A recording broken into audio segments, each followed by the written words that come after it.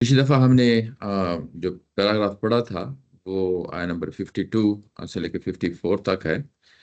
इसमें जैसा कि मैंने पिछली दफ़ा बताया था कि ये आखिरी पैराग्राफ है जिसमें ग़ज़वा बदर के हवाले से मुख्तलिफ पहलुओं से जो चीज़ बयान हो रही थी यहाँ पे ख़त्म हो जाता है। और यहाँ बताया जाता है कि इसकी नेचर क्या है, यानी किस चीज़ की नेचर क्या है, यानी ये ग़ज़वा बदर जो हुआ है ये इसकी नौइयत क्या है। यानी इस पहलू से पिछले जो हिस्से में जो 1 से लेके 41 तक जो है ना, जो पहला हिस्सा था उसके आखिर में भी आपको मालूम है कि वहाँ पे भी यही सूरत-हाल थी कि ये बताया जा रहा था कि ग़ज़वा बदर और इसके मुतल्लक़ात के हवाले से जो है ना, इसकी नौइयत क्या है।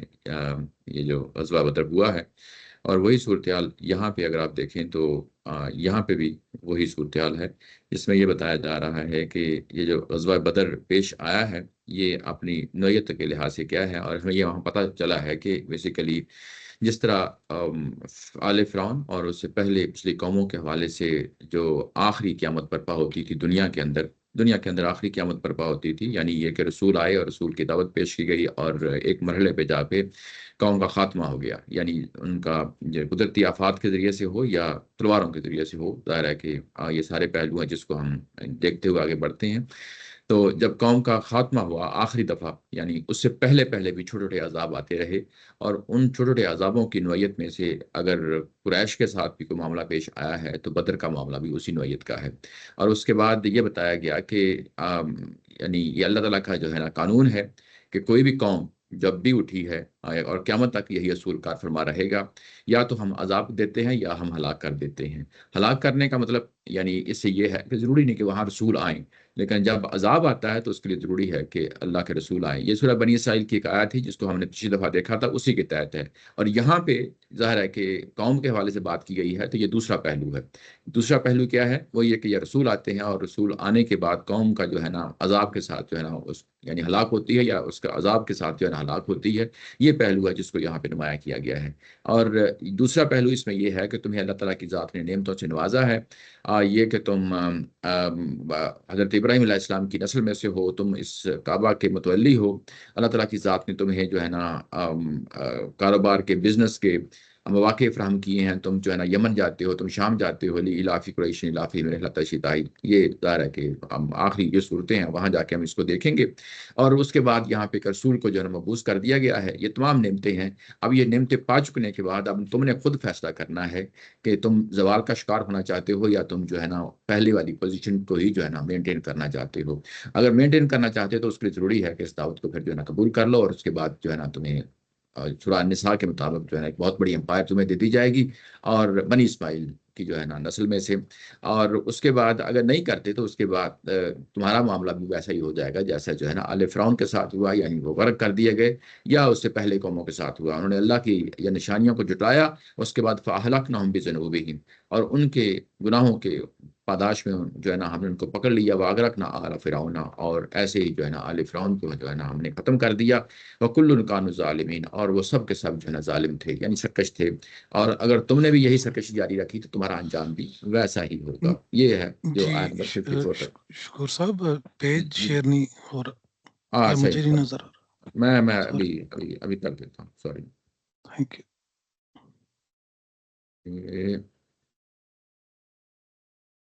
ये अब बताइए, शेयर हो रहा है?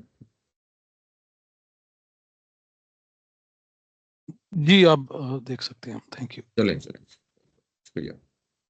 जी, आगे अगली जो आया है जो आज हमने पढ़नी है वो आया नंबर 55 से इसका आगाज़ होता है। ये आगे जो मज़ामीन आ रहे हैं ये ऐसा नहीं है कि ग़ज़वा बदर से कुछ जुदा है। जब मैंने पिछले कहा है कि पैराग्राफ में ग़ज़वा बदर से मुतल्लक़ात जो चीज़ें हैं ख़त्म हो गई हैं। ये जो आगे पैराग्राफ आ रहे हैं ये असल में वही मज़ामीन हैं जो इस सूरा के अंदर हैं, लेकिन ग़ज़वा बदर के अपने वाक़यात के हवाले से जो कुरान नरेट कर रहा था वो उसका ख़ात्मा हुआ है। आगे कुछ ऐसे पहलू हैं जिसको कुरान मजीद ने ले लिया है और वो उतने ही इम्पोर्टेंट हैं जितने जो है ना ग़ज़वा बदर थी, और उन पहलुओं को यहाँ पे जो है ना ज़ेर बहस लाया जाएगा। और अब यहाँ पे जो अगला पैराग्राफ है, मैं पहले आप थोड़ा-सा ब्रीफली बता दूँ कि इसके अंदर क्या चीज़ है जो बयान होने जा रही है। नबी मोहतरम सल्लल्लाहु अलैहि वसल्लम जो मदीना जाते हैं और अहले यहूद के साथ और अहले यहूद के इर्द-गिर्द के इलाकों में जो लोग आबाद हैं उनके साथ अहद मुआहदे किए गए हैं। और अहद मुआहदे की नौयत क्या है, ये कि ज़ाहिर है कि अगर बाहर से कोई हमलावर होता है तो ये हमारे साथ खड़े होंगे, और अगर साथ नहीं खड़े होते तो कम अज़ कम न्यूट्रल रहेंगे, ताकि उनका साथ ना दे सकें, और हमारा साथ नहीं देते तो कम अज़ कम उनका भी जो है ना साथ ना दे सकें। तो ये अहद मुआहदे जो है ना कदम कदम पे उन लोगों ने तोड़े हैं, इंक्लूडिंग यहूद, और जो इर्द गिर्द के जो बस्तियों के लोग थे, उसमें बनु दमरा का नाम आता है उसमें, और इस तरह दो चार जो ना कबीले हैं जिनका मदीना के सराउंडिंग में ये रवायात में आता है। जी जी। और इन मार्गों में मुसलमानों की तरफ से क्या ऑफर? क्या ऑफर थी? एक तो उनकी तरफ से था ना कि आप लोग जंग नहीं कीजिएगा हमारे साथ, या उनके साथ तो मतलब न्यूट्रल हो जाए, या फिर हमारा साथ दें। जी तो यहाँ से कुछ दिया भी होगा ना कि हम ये करेंगे अगर आपके साथ कुछ ऐसा होगा, तो यहाँ से क्या होगा? जी, वो यही था, स्पेशली यहूद के साथ है, वो तो लिखा हुआ वादा आज भी देखा जा सकता है, आज भी हमारी जो साहित्य की कुतुब है उनके अंदर पाया जाता है। उस माहदे में ये चीज़ तय थी कि क्योंकि हम मदीना के अंदर रह रहे हैं, तो बाहर से जो भी आएगा हमारे पर हमलावर होगा, हम इकट्ठे कलेक्टिवली जो है ना उसका, यानी इस शहर का दिफा करेंगे। ये यानी ये इसमें ये चीज़ शामिल थी। और जो न्यूट्रलिटी का जो था, यानी उनके साथ पैक्ट था, एग्रीमेंट था, वो ज़्यादातर जो साइडों पे, यानी जो कबाइल थे उनके साथ जो ना था, कि एटलीस्ट जो है ना वो अगर हमारे साथ यानी उन सॉरी जो बाहर से हमलावर होते हैं उनका वो साथ ना दें, एटलीस्ट अगर हमारा साथ नहीं देते तो उनका भी साथ ना दें, ताकि जो है ना वो जब बाहर से लोग हमला करें तो एटलीस्ट जो है ना इनकी पोजीशन वाज़ेह हो कि ये उनका साथ नहीं देंगे, और हमारे लिए भी जो है ना कोई खतरा का जो ना मूजब नहीं बनेंगे। लेकिन हुआ ये है कि ऐसा नहीं हुआ। ये अंदरूनी खाना भी, यहूद भी, अहले यहूद भी, और जो बाहर के कबाइल हैं उन्होंने भी जो है ना कदम कदम पे जो है ना ये माहदे तोड़े हैं। और ये उसको सामने रखते हुए ये आयात जो अगला पैराग्राफ है वो वाज़ेह हो जाता है। अच्छा, इन्ना शर्रत दवाबि इंदल्लाहिल्लज़ीना कफ़रू फहुम ला युमिनून। यकीनन अल्लाह के नज़दीक बदतरीन जानवर वो लोग हैं जिन्होंने इनकार कर दिया है फिर किसी तरह मानने के लिए तैयार नहीं है। कुरान मजीद को पढ़ते हुए इसका असलूब जो है ना वो सामने रहना चाहिए। अगर असलूब सामने नहीं है तो बहुत सारी कन्फ्यूजन पैदा हो जाती है। यानी पहले हम सर्टेन नंबर ऑफ जो है वर्सेस आयात को जो है ना हम देखते हैं, उनको कलेक्टिवली एक पैराग्राफ की सूरत में देखते हैं, और उसके बाद बार बार गौर व फिक्र करते हैं कि असल में ये जो बात कही जा रही है ये क्या बात कही जा रही है। अगर आप यानी वैसे ही पढ़ते आ रहे हैं पीछे से, तो आप सोचने पे मजबूर होंगे कि ये अचानक जो है ना ये जो स्टेटमेंट आई है, ये क्या स्टेटमेंट आई है, पिछली बात थी उसके साथ इसका क्या लिंक बनता है। तो ये ज़ाहिर है कि इंडिपेंडेंटली एक नई बात है जो शुरू हो रही है। और यहाँ पे अल्लाज़ीना कफ़रू का लफ्ज़ आ गया है कि वो लोग जिन्होंने कुफ़र किया, तो पढ़ने वाला कुरान मजीद यही समझता है कि जो पीछे बात कही गई है वही तसलसल में बात कही गई है, हालांकि ऐसा नहीं है। जिन्होंने कुफ़र किया, अब जिन्होंने कुफ़र किया इसको डिफाइन करना पड़ेगा ना, बड़ी बड़ी जेनेरिक सी टर्म है, ये हो सकता है यहूदियों के बारे में हो सकता है ये जो है ना मुशरिकीन मक्का के बारे में हो। पीछे तो मुशरिकीन मक्का का जिक्र हो रहा था, तो अब हम जो है ना क्यों यहूदियों का जिक्र कर रहे हैं, तो ये क्या वजह है। तो अल्लाज़ीना कफ़रू ये कन्फ्यूजन का बायस बन जाती है। ये जब तक इसको अगली जो है ना आयत के साथ जोड़ के नहीं देखा जाएगा तब तक ये समझ में नहीं आती। जब ये अगली आयत में कहा गया कि अल्लाज़ीना आहत्त मिनहुम का लफ्ज़ आ गया अब, कि इन्हीं में से, किन में से, अल्लाज़ीना कफ़रू, यानी जिन्होंने कुफ़र किया उनमें से जो है ना जिन्होंने अहद मुआहदे तोड़ दिए हैं, सुम्मा यनकुदूना, और वो अहदहुम उन्होंने अपने अहद मुआहदे तोड़ दिए हैं। तो अगली बात से मिलाकर जब देखते हैं तो ये वाज़ेह हो जाता है कि अच्छा ये जो लफ्ज़ पहली आयत के अंदर आया अल्लाज़ीना कफ़रू, ये फिर जो है ना अब ऐसा नहीं है कि इसको हर तरह के जो है ना जिन्होंने कुफ़र किया उसको शामिल कर दिया जाए। यानी अब बात जो है ना हम इसको महदूद यानी रखते हुए, इसको तखसीस करते हुए कि असल में वही लोग हैं जिनके साथ अहद मुआहदा किया गया है और उन्हीं ने जो है ना ये अहद मुआहदे तोड़े हैं, और उन्हीं के ईमान की बात हो रही है कि ये वो लोग हैं जिन्होंने कुफ़र किया यानी यहाँ पे नीचा तर्जुमा है, इन्होंने इनकार किया। इनकार किस चीज़ किया? कि इस पैगम्बर को मानने से, इस किताब को मानने से जो है ना इनकार कर दिया, इस दावत को कबूल करने से इनकार कर दिया। फ़हुम ला युमिनून, और वो अब जो है ना वो किस तरह मानने के लिए तैयार नहीं है। ये किस तरह या ना किसी तरह मानने के लिए तैयार नहीं है, ये उन्होंने बेसिकली दूसरे लफ्ज़ों में यूँ कह लिया कि उन्होंने फैसला कर लिया है। पीछे हम कई दफ़ा जो है ना पढ़ आए हैं पिछली सूरतों के अंदर, जिसमें इस तरह आमना युमिनु का लफ्ज़ आता है, और बाज़ औक़ात वो अपने बुनियादी माने में इस्तेमाल हो जाता है। बुनियादी माना क्या होता है? कि महज़ मानना उसके लिए भी इस्तेमाल हो जाता है, और बाज़ औक़ात जो है ना इब्तिदाई तौर पे किसी चीज़ को कबूल कर लेना, मान लेना, उसके लिए भी आता है। ये इसकी एक इंतहा होती है फ़ैसला कर लेना, यानी काम करने या ना करने का जो ना फैसला कर लेना। तो यहाँ पे ला युमिनून का जो है ना वो इन्होंने फैसला कर लिया है। तो इसको तर्जुमे में इस तरीके से खोला है कि फिर किस तरह मानने के लिए तैयार नहीं है। यानी इन्होंने अब ये फैसला कर लिया है कि ये लोग जो अहद मुआहदे तोड़ देते हैं, इनके पास जो है ना कुछ मौका था, इनके पास इनको टाइम दिया गया, इनको समझाने बुझाने की बात की गई, इनको दावत भी पेश की गई, तो ये असल में किसी स्टेज पे भी जय मानने वाले नहीं बने। अब इन्होंने फैसला कर लिया है कि अब अहद मुआहदे ये तोड़ते ही रहेंगे, यानी अपनी वादा खिलाफी करते रहेंगे, अपने अहद मुआहदों पर ये कायम नहीं रहेंगे।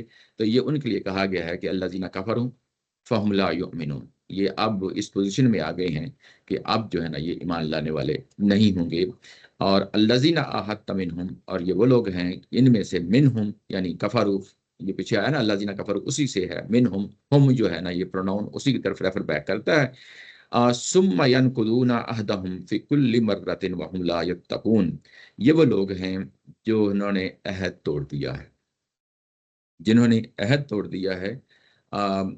और सुम्मा का लफ्ज़ आ गया है, यानी पीछे आहत्ता जो है ये पास्ट टेंस में बात हुई है, आहत्ता पास्ट टेंस में बात हुई है, और यनकुदून ये प्रेजेंट टेंस में बात हुई है।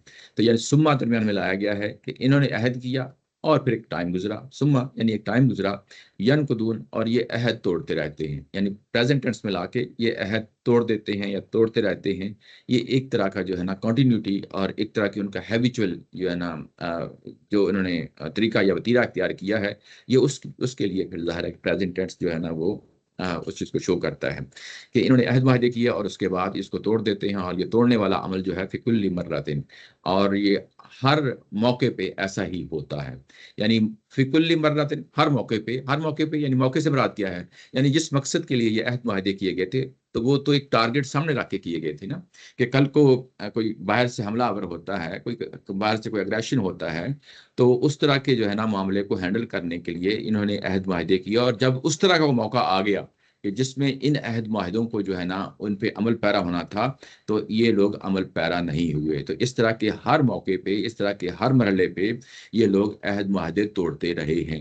यानी ये कोई एक आध दफ़ा बात होती तो बात समझ में आती कि चलें ठीक है, अगले मरहले जो है ना फिर इनके साथ कोई निगोशिएट कर लेते हैं, हो सकता है कोई इशू हो सकता है कोई प्रॉब्लम हो, तो फिर जो है ना उसको सॉर्ट आउट किया जाए। लेकिन प्रॉब्लम ये है कि अब ये मुस्तकिल जो है ना इनका मजाज बन गया है। जब मजाज बन गया है तो फिर उसके बाद यानी ये वो सूरत हाल पैदा हो गई है कि अब ये मानने वाले या ना मानने वाले होते हुए, यानी ये अब इस चीज़ को कबूल करने वाले नहीं है, इनका अब ये हैबिट बन गई है, वहुम ला यत्तकून, और ये इस चीज़ से जो है ना जरा भी नहीं डरते, जरा भी नहीं डरते। यानी ये जो यत्तकून ये लफ्जी मानों में जरा भी नहीं डरते, यानी तकवा इख्तियार नहीं करते। तो ये तकवा ये लफ्ज़ है, ये तो ज़ाहिर है हमारे यहाँ अब टर्म बन गया है, या कुरान मजीद की ये टर्म है, ये इस्तेमाल होती है, लेकिन यहाँ पे लफ्जी मानों में है, यानी ख्याल नहीं करते कि ये जो कुछ कर रहे हैं इस चीज़ से डरते नहीं कि ये क्या कर रहे हैं। होता ये है कि आप कोई भी अहद मुआहदा करते हैं तो सबसे पहले जो है ना आपका अपना ज़मीर होता है, यानी जो आपको मलामत करता है कि मैं क्या कर रहा हूँ, ठीक है ना। उसके बाद यानी अगर ज़्यादा लोगों ने मिलके काम किया होता है और वो गलत काम कर रहे हैं, तो कोई ना कोई दरमियान से आवाज़ तो उठती है ना कि यार हम ये क्या कर रहे हैं, ठीक है ना। तो ये बेसिकली वो चीज़ है कि देखें ये ज़रा भी नहीं डरते, और ज़मीर के सामने भी जो है ना इस चीज़ का ख्याल नहीं रखते, और जब कोई आवाज़ कोई उठाता है तो उस पे भी जो है ना कान नहीं धरते। तो ये तो इनका हाल है, और इन्हें याद रखना चाहिए, आगे ब्रैकेट में रखा है कि इसका नतीजा क्या होगा। इसका नतीजा क्या होगा, ज़ाहिर है कि कल को क़यामत भी आनी है, उसमें अकाउंटेबिलिटी भी जो है ना उस चीज़ का होना है। तो ज़ाहिर है कि इसको वाइडर पर्सपेक्टिव में इसको समेट लिया गया है कि इंसान ज़मीर के सामने भी जो है ना वो होता है, यानी अकाउंटेबल होता है। ऐसे ही कल को क़यामत बर्पा होनी है तो वहाँ भी उसने हिसाब किताब देना है। तो इसका नतीजा क्या होगा, इसको ज़रा भी जो है ना ख्याल नहीं करते, और वो इन अहद मुआहदों को तोड़ देते हैं। अच्छा, के अलावा इससे पहले भी कोई अहम खिलाफी हुई है हमारी किताबों में आई है किस चीज़ की? कि ये मदीना के यहूदियों की तरफ से, बदर से पहले क्या है? ये चीज़ वाज़ेह हो गई है। पीछे भी जो है ना ये जब मैं पीछे हम पढ़ रहे थे तो मैंने कहा कि आगे भी चल के कुछ क्लू हैं। जो बात हो रही थी ना, मैं आपको वहाँ पे दोबारा ले जाता हूँ। ये यहाँ पे शैतान की जो है ना बात की गई थी। ये है ये है नंबर 48 है, वाइज़ा ज़य्यन लहुम अश-शैतानु अअमालहुम व क़ाला ला ग़ालिब लकुम अल-यौम। तो यहाँ पे जैसा कि यानी इन बुजुर्गों ने, यानी गांधी साहब ने और अमीन हसन इस्लाही साहब ने यहाँ पे शैतान से मुराद यहूदियों को लिया है। ठीक है ना। और यहाँ पे करीने क्यास ही रखा है, ऐसा नहीं है कि उन्होंने कोई हतमी तौर पे इस चीज़ का फैसला कर दिया है। उन्होंने करीने क्यास रखा है कि इस तरह की चीज़ जो है ना सूरह हशर में भी हमें मिलती है और बाज़ जगह और है वहाँ पे भी इशारे मिलते हैं। यहाँ शैतान से मुराद की तफसील के तौर पर बात को कहा गया है और तमसील में यहाँ पे यहूदी मुराद हैं, जबकि जो हमारा अमूमी जो मुफस्सिरीन कुरान कुरान हैं अमूमी तौर पे यहाँ जब ये शैतान का आता है तो इसको वो शैतान का ही लफ्ज़ लेते हैं और इसमें एक रवायत भी शामिल कर देते हैं जो कि तफसीरी रवायत है, वो अहादीस में नहीं आया, तफसीरी रवायत है कि यहाँ पे ये शैतान जो है ना इंसान की शक्ल में आया था और किसी कबीले के सरदार की शक्ल में आया था और उसने जो है ना आके इस तरीके से थपकी दी थी उनको और उनको मारा था। लेकिन कुरान के अपने असालीब, कुरान के अपने इशारात, कुरान की अपनी जो है ना नज़ायत, नज़ायत का मतलब होता है कि दूसरी जगह उसकी एग्जाम्पल्स हमें मिल जाती हैं, उससे जो है ना हमें महसूस होता है कि ये बेसिकली अहले यहूद ही हैं जिनका यहाँ पे जिक्र किया गया है। और दूसरी बात यहाँ पे मैंने क्लू के तौर पे ये कही थी कि देखो यहाँ पे पहले मुशरिकीन मक्का का जिक्र होता है और इसके बाद जो आया नंबर 48 है, इसके बाद आगे देखें तो आगे मुनाफिकीन का जिक्र होता है। तो ये अंडरस्टूड सी बात है कि पीछे भी इंसानों का जिक्र है और आगे भी इंसानों का जिक्र है, तो दरमियान में जो है ना फिर कोई फरीक है। अगर पीछे मुशरिकीन मक्का का जिक्र हो रहा है और आगे जो है ना एक फरीक है जिससे मुनाफिकीन का जिक्र हो रहा है, दरमियान में भी जो है ना एक फरीक है। ये दूसरा क्लू है। और तीसरा क्लू जो है जो अभी हम पढ़ रहे हैं वो ये है कि ये अहद मुआहदे तोड़ देते हैं। जब अहद मुआहदे तोड़ देते हैं तो ये असल में एक और क्लू हमारे हाथ में आ गया कि वहां पे भी क्या जो जहाँ शैतान की बात की गई थी वहां भी कोई अहद मुआहदा था, तो वहां भी एक तरह का अहद मुआहदा हमें मिल जाता है। वो अगर आप आया नंबर 48 में देखें तो वहां पे असल में ये वर्बल जो किसी के साथ कमिटमेंट होती है कि हम आपका साथ देंगे, आप जंग के लिए आगे बढ़े, हम आपका साथ देंगे, ये असल में वाइज़ ज़य्यन लहुम शैतानु अअमालहुम व क़ाल ला गालिब लकुम अल-यौम, ये असल में वर्बल कमिटमेंट थी। किनके साथ थी? ये मुशरिकीन मक्का के साथ कमिटमेंट थी, इनकी यहूदियों की कमिटमेंट थी। और जब वो ऐन मौका आया और उसमें जो है ना वो पीछे हट गए हैं और उसमें ये कहा है फलमा तरातिल फ़िअतानी नकसा अला अक़िबैहि, वो अपने एड़ियों के बाल जो है ना वापस लौट गए हैं। तो गोया कि एक तरफ तो पहले वो उबारते रहे और यूं ही मौका आया तो उससे जो है ना यानी जिनके हलीफ थे, यानी हमें तोड़ के मक्का के सॉरी मदीना के मुसलमानों को छोड़कर जिनके साथ उनका अहद मुआहदा हुआ था कि हम जंग नहीं करेंगे, उसको छोड़ के ये मक्का चले गए। और वैसे भी आपको बताऊं कि सीरत नबी की किताबें उठा के देख लें या तारीख की किताबें उठा के देख लें तो ये बदर के पहले का जो माहौल है, ये असल में इसमें बहुत बड़ी कंट्रीब्यूशन है इनकी, यहूद की बहुत बड़ी कंट्रीब्यूशन है। ज़ाहिर है कि ये मौका नहीं है अब सीरत नबी की जो है ना किताबें यहाँ पे खोल के और उनको देखने का। तो ये कुरान के अंदर, कुरान मजीद के अंदर खुद क्लू मौजूद हैं, उन क्लूज़ की बुनियाद पे हम ये कह रहे हैं कि ऐसा है। और जो बाहर सीरत नबी की किताबों में जो चीज़ें मिल रही हैं हमें, उसके मुताबिक भी यही मालूम होता है कि इन्होंने बदर से पहले जो है ना ये उबार के लाए हैं। बदर लेकिन ऐसा कोई मामला डायरेक्ट हेड ऑन वो स्ट्रगल या कोई फाइट इस तरह हुई नहीं? बदर से पहले नहीं हुई, बदर से पहले नहीं हुई लेकिन बाद में हुई है। फौरी बदर के बाद फौरी जो है ना वो है बनु कुरैज़ा है शायद, उनके साथ जो है ना ये तीन है ना, बनु कैनका, बनु कुरैज़ा और बनु नज़ीर, इनके एक फ्री के साथ जो है ना बदर के बाद फौरी एक मामला हुआ है। तो वो भी जहन में रहे, ज़ाहिर है कि वो इसी बुनियाद पे हुआ है। आगे जो है ना जो चीज़ें आ रही हैं उसमें उससे भी चीज़ें रिलेट हो जाती हैं। ये वाज़ेह हो गई चीज़। अब आगे देखते हैं और जिसमें ये कहा गया है कि ये जो बात है ये ना इनका सवाल है जी कि हर मर्तबा वो अपना है तोड़ देते हैं। तो अब जी ये हर मर्तबा वाली बात ऐसा लग रहा है कि ये आयत तब आई है जब पहले ये बड़ी बार बड़ी अच्छी बात है, अच्छी बात है। यानी बार बार कोई चीजें जो है ना सामने आती रही हैं, बार बार। हाँ, यह तोड़ते रहे हैं। यानी जब ये आया उतरी है तो ये ज्यादा को टाइम नहीं हुआ, बदर के बाद ही उतरी है ना, तो अभी कुछ ज्यादा टाइम नहीं हुआ। तो ये इसका मतलब ये है कि कोई मामला करते रहे हैं, करते रहे हैं और ये एक दफा नहीं बार बार करते रहे हैं और बार बार पकड़े जाते रहे। अदरवाइज तो जो है ना महज सस्पिशन की बुनियाद पे तो बात नहीं हो सकती ना, यानी ये इतनी बड़ी बात कर दी जाए, सस्पिशन की बात नहीं हो सकती।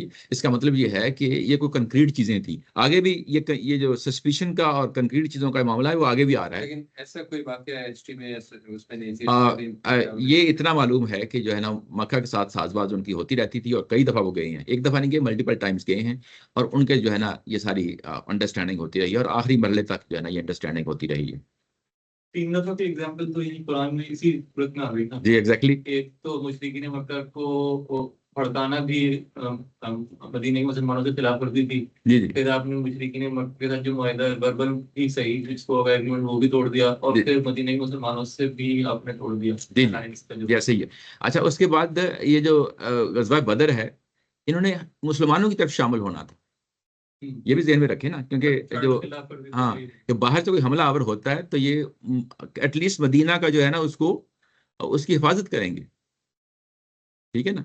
तो ये सारे मराहिल हैं, तो जिसकी वजह से ये यनकुदूना अहदहुम फी कुल्ली मरातन, ये जो है ना ये बार बार हुआ है। तो इसका मतलब ये है कि अगर हमें हिस्टोरिकली एक दो वाकयात ही मिलते हैं तो वो भी हमारे लिए सफिशिएंट है। उसकी बुनियाद ये है कि इससे ज्यादा मौके हैं जिन पे जो है ना ये गड़बड़ हुई है, ठीक है ना। तो अदरवाइज जो है ना ये एग्जैजरेशन की स्टेटमेंट होगी, और कुरान में एग्जैजरेशन हम यानी ज़ाहिर है कि हमारा ईमान है इस चीज़ पे कि जो बस बात कही जा रही है वो कंक्रीट चीज़ें हैं जिसकी बात पे जो है ना बुनियाद की बात की जा रही है। अच्छा, उसके बाद अगली चीज़ है जिसके बारे में ये कहा गया है कि फ़इम्मा तस्कफ़न्नहुम फ़िल हर्ब, और अगर इनके साथ लड़ाई होती है, अब किनके साथ लड़ाई होती है? इन्हीं यहूद के साथ, ठीक है ना, और इन्हीं कबाइल के साथ जो मदीना के इर्द गिर्द हैं, अगर इनके साथ जो है ना जंग में कहीं आमना सामना हो जाता है, फशर्रिद बिहिम मन खल्फहुम लअल्लहुम यज़क्करून, तो अब इनके साथ क्या मामला करना है? इनके साथ क्या मामला करना है? ये बिल्कुल उसी तरह की नौइयत की चीज़ है। ये जब आप सूरा पढ़ रहे हो ना, तो जब जो पीछे एग्जाम्पल्स गुजरी होती हैं ना, उनको हमेशा ज़हन में रखें। जब यानी मैदान बदर में उतरने से पहले मुसलमानों को क्या कहा गया कि इन कुफार के साथ क्या करना है? यही कहा गया था ना कि इनकी गर्दनों को मारो और इनके पोर-पोर पे जो है ना ज़ख्म लगाओ, चोट लगाओ, यही बात कही गई थी ना। अब इनके साथ क्या करना है? देखें, ये हमारे लिए ये बड़ी अहम चीज़ होती है कि चीज़ों को रिलेट करते हुए चीज़ों को देखते हैं और चीज़ें वाज़ेह हो जाती हैं, निखर के सामने आ जाती हैं। तो जब इनके साथ जो है ना अगर आपका मामला होता है, फिल हर्ब, हर्ब का कह दिया, हर्ब का मतलब लड़ाई, यानी यही मैदान जंग में उतरना है।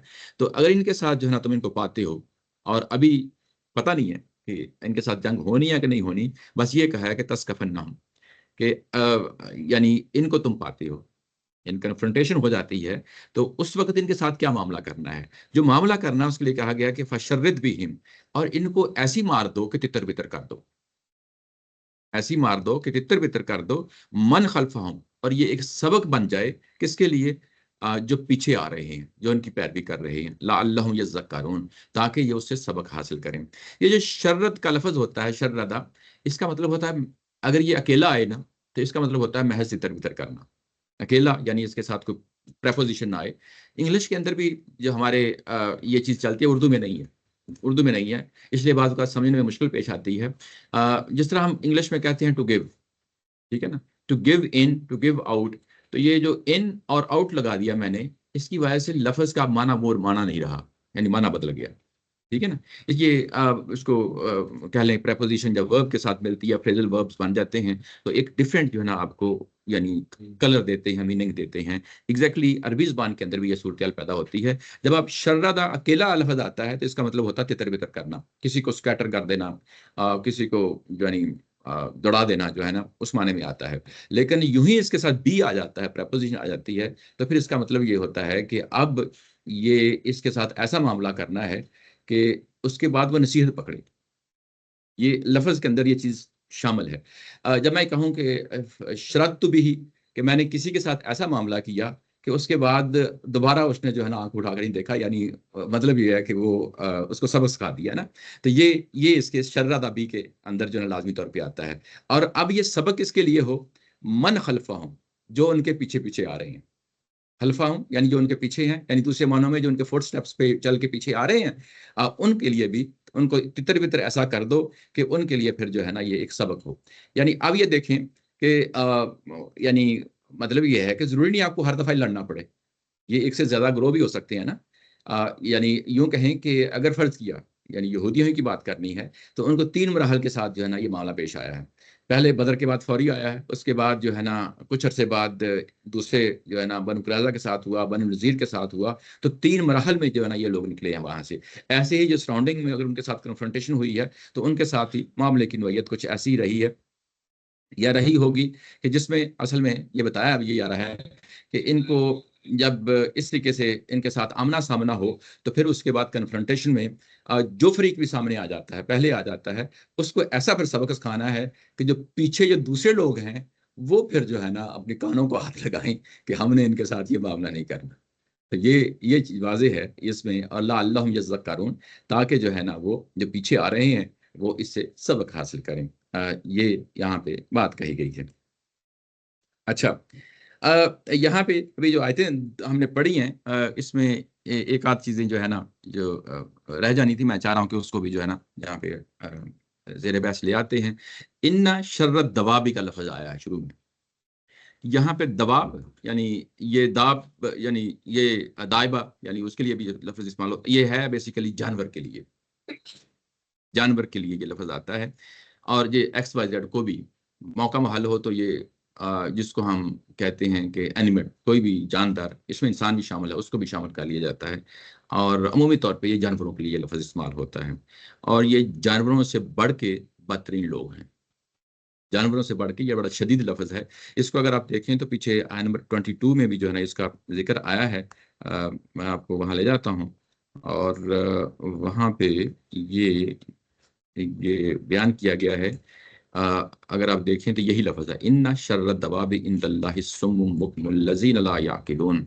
ये मुनाफिकीन के हवाले से है और बैकग्राउंड में यहूदी है और इनडायरेक्टली बात की गई है कि ये जो लोग हैं ये जानवरों से भी बदतर हैं। जानवर जो है अपनी जगह उसकी भी एक फजीलत होती है, उसकी भी एक वैल्यू होती है, कदर होती है। लेकिन वो जो जानवर होते हैं वो एक रूटीन के मुताबिक, अपनी जबिल्लत के मुताबिक काम कर रहे होते हैं, वो उससे बाहर नहीं निकलते। यानी एक पैरामीटर होता है, एक बाउंड्री होती है जिसमें जो है ना वो अपनी फंक्शन कर रहे होते हैं और उसमें अपनी उनकी वैल्यू होती है।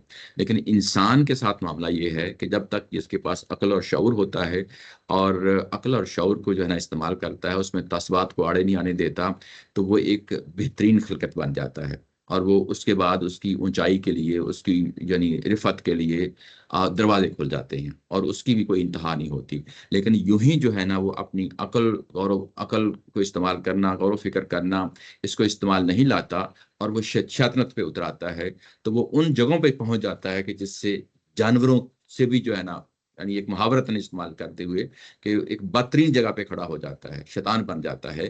तो ये शर्र दवाब उस माने में है। तो यहाँ पे भी बुनियादी तौर पे जो आय नंबर 55 है, ये क्योंकि पीछे बात आ गई थी तो उससे कंपैरिजन करते हुए ये आपके सामने ये बात रखी है। अच्छा, उसके बाद ये दूसरी बात जब आपके सामने रखी है, ये अगर आप देखें तो ये मैं आपको मिसाल दे चुका हूँ पहले, लेकिन आपको दिखाने के लिए कि आय नंबर 12 के अंदर जब मुसलमानों को कहा गया कि इनकी जो है ना गर्दनों को मारो, तो वह कफरुर्रुब फदरिबू फौकल आनाकी वदरिबू मिनहुम कुल्ला बनान, ये आया है जिसका मैंने जो है ना पीछे हवाला दिया था कि किस तरीके से यानी जब मुशरिक ने मक्का के साथ मुठभेड़ हो तो क्या मामला करना है।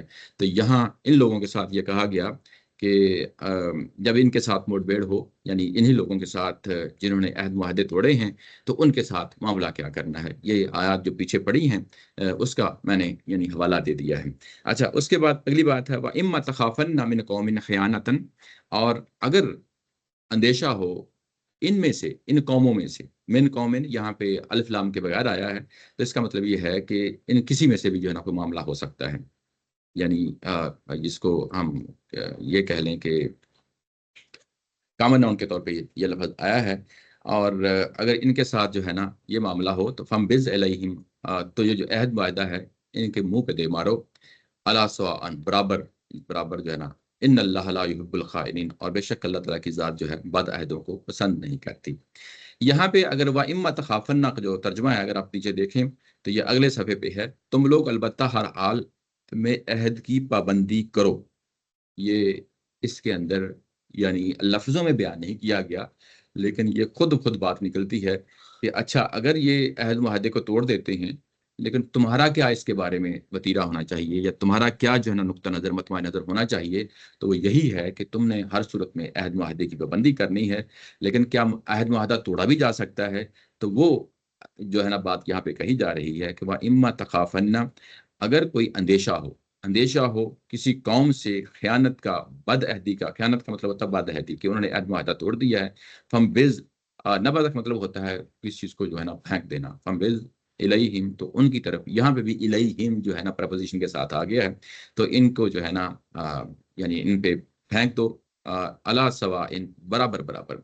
नीचे तर्जुमे में अगर आप देखें तो बद अहदी का अंदेशा हो तो उनका अहद उसी तरह बराबरी के साथ उनसे, उनके आगे फेंक दो, यहाँ पे ये बात कही गई है। अच्छा, यहाँ पे कि बराबर बराबर उनका सामने जो है ना, जो अहद माहिदा है उसके सामने फेंक दो। ये बराबर बराबर का ये लफ्ज़ ला के ना, ये बड़ा अहम है। कुरान के अल्फाज जो होते हैं ना, बड़े निपे तुले से होते हैं। यानी बराबर बराबर फेंकने का क्या मतलब है? यानी जितना उन्होंने काम किया है तुमने भी उतना ही करना है। अगर उन्होंने अहद माहिदा तोड़ दिया है तो ये एक इंतकाम का मरला होता है ना, यानी एक गुस्से का मरला होता है। तो कहीं इंतकाम में आके, गुस्से में आके कोई ऐसा स्टेप ना उठा जाओ जो उससे बढ़ के है।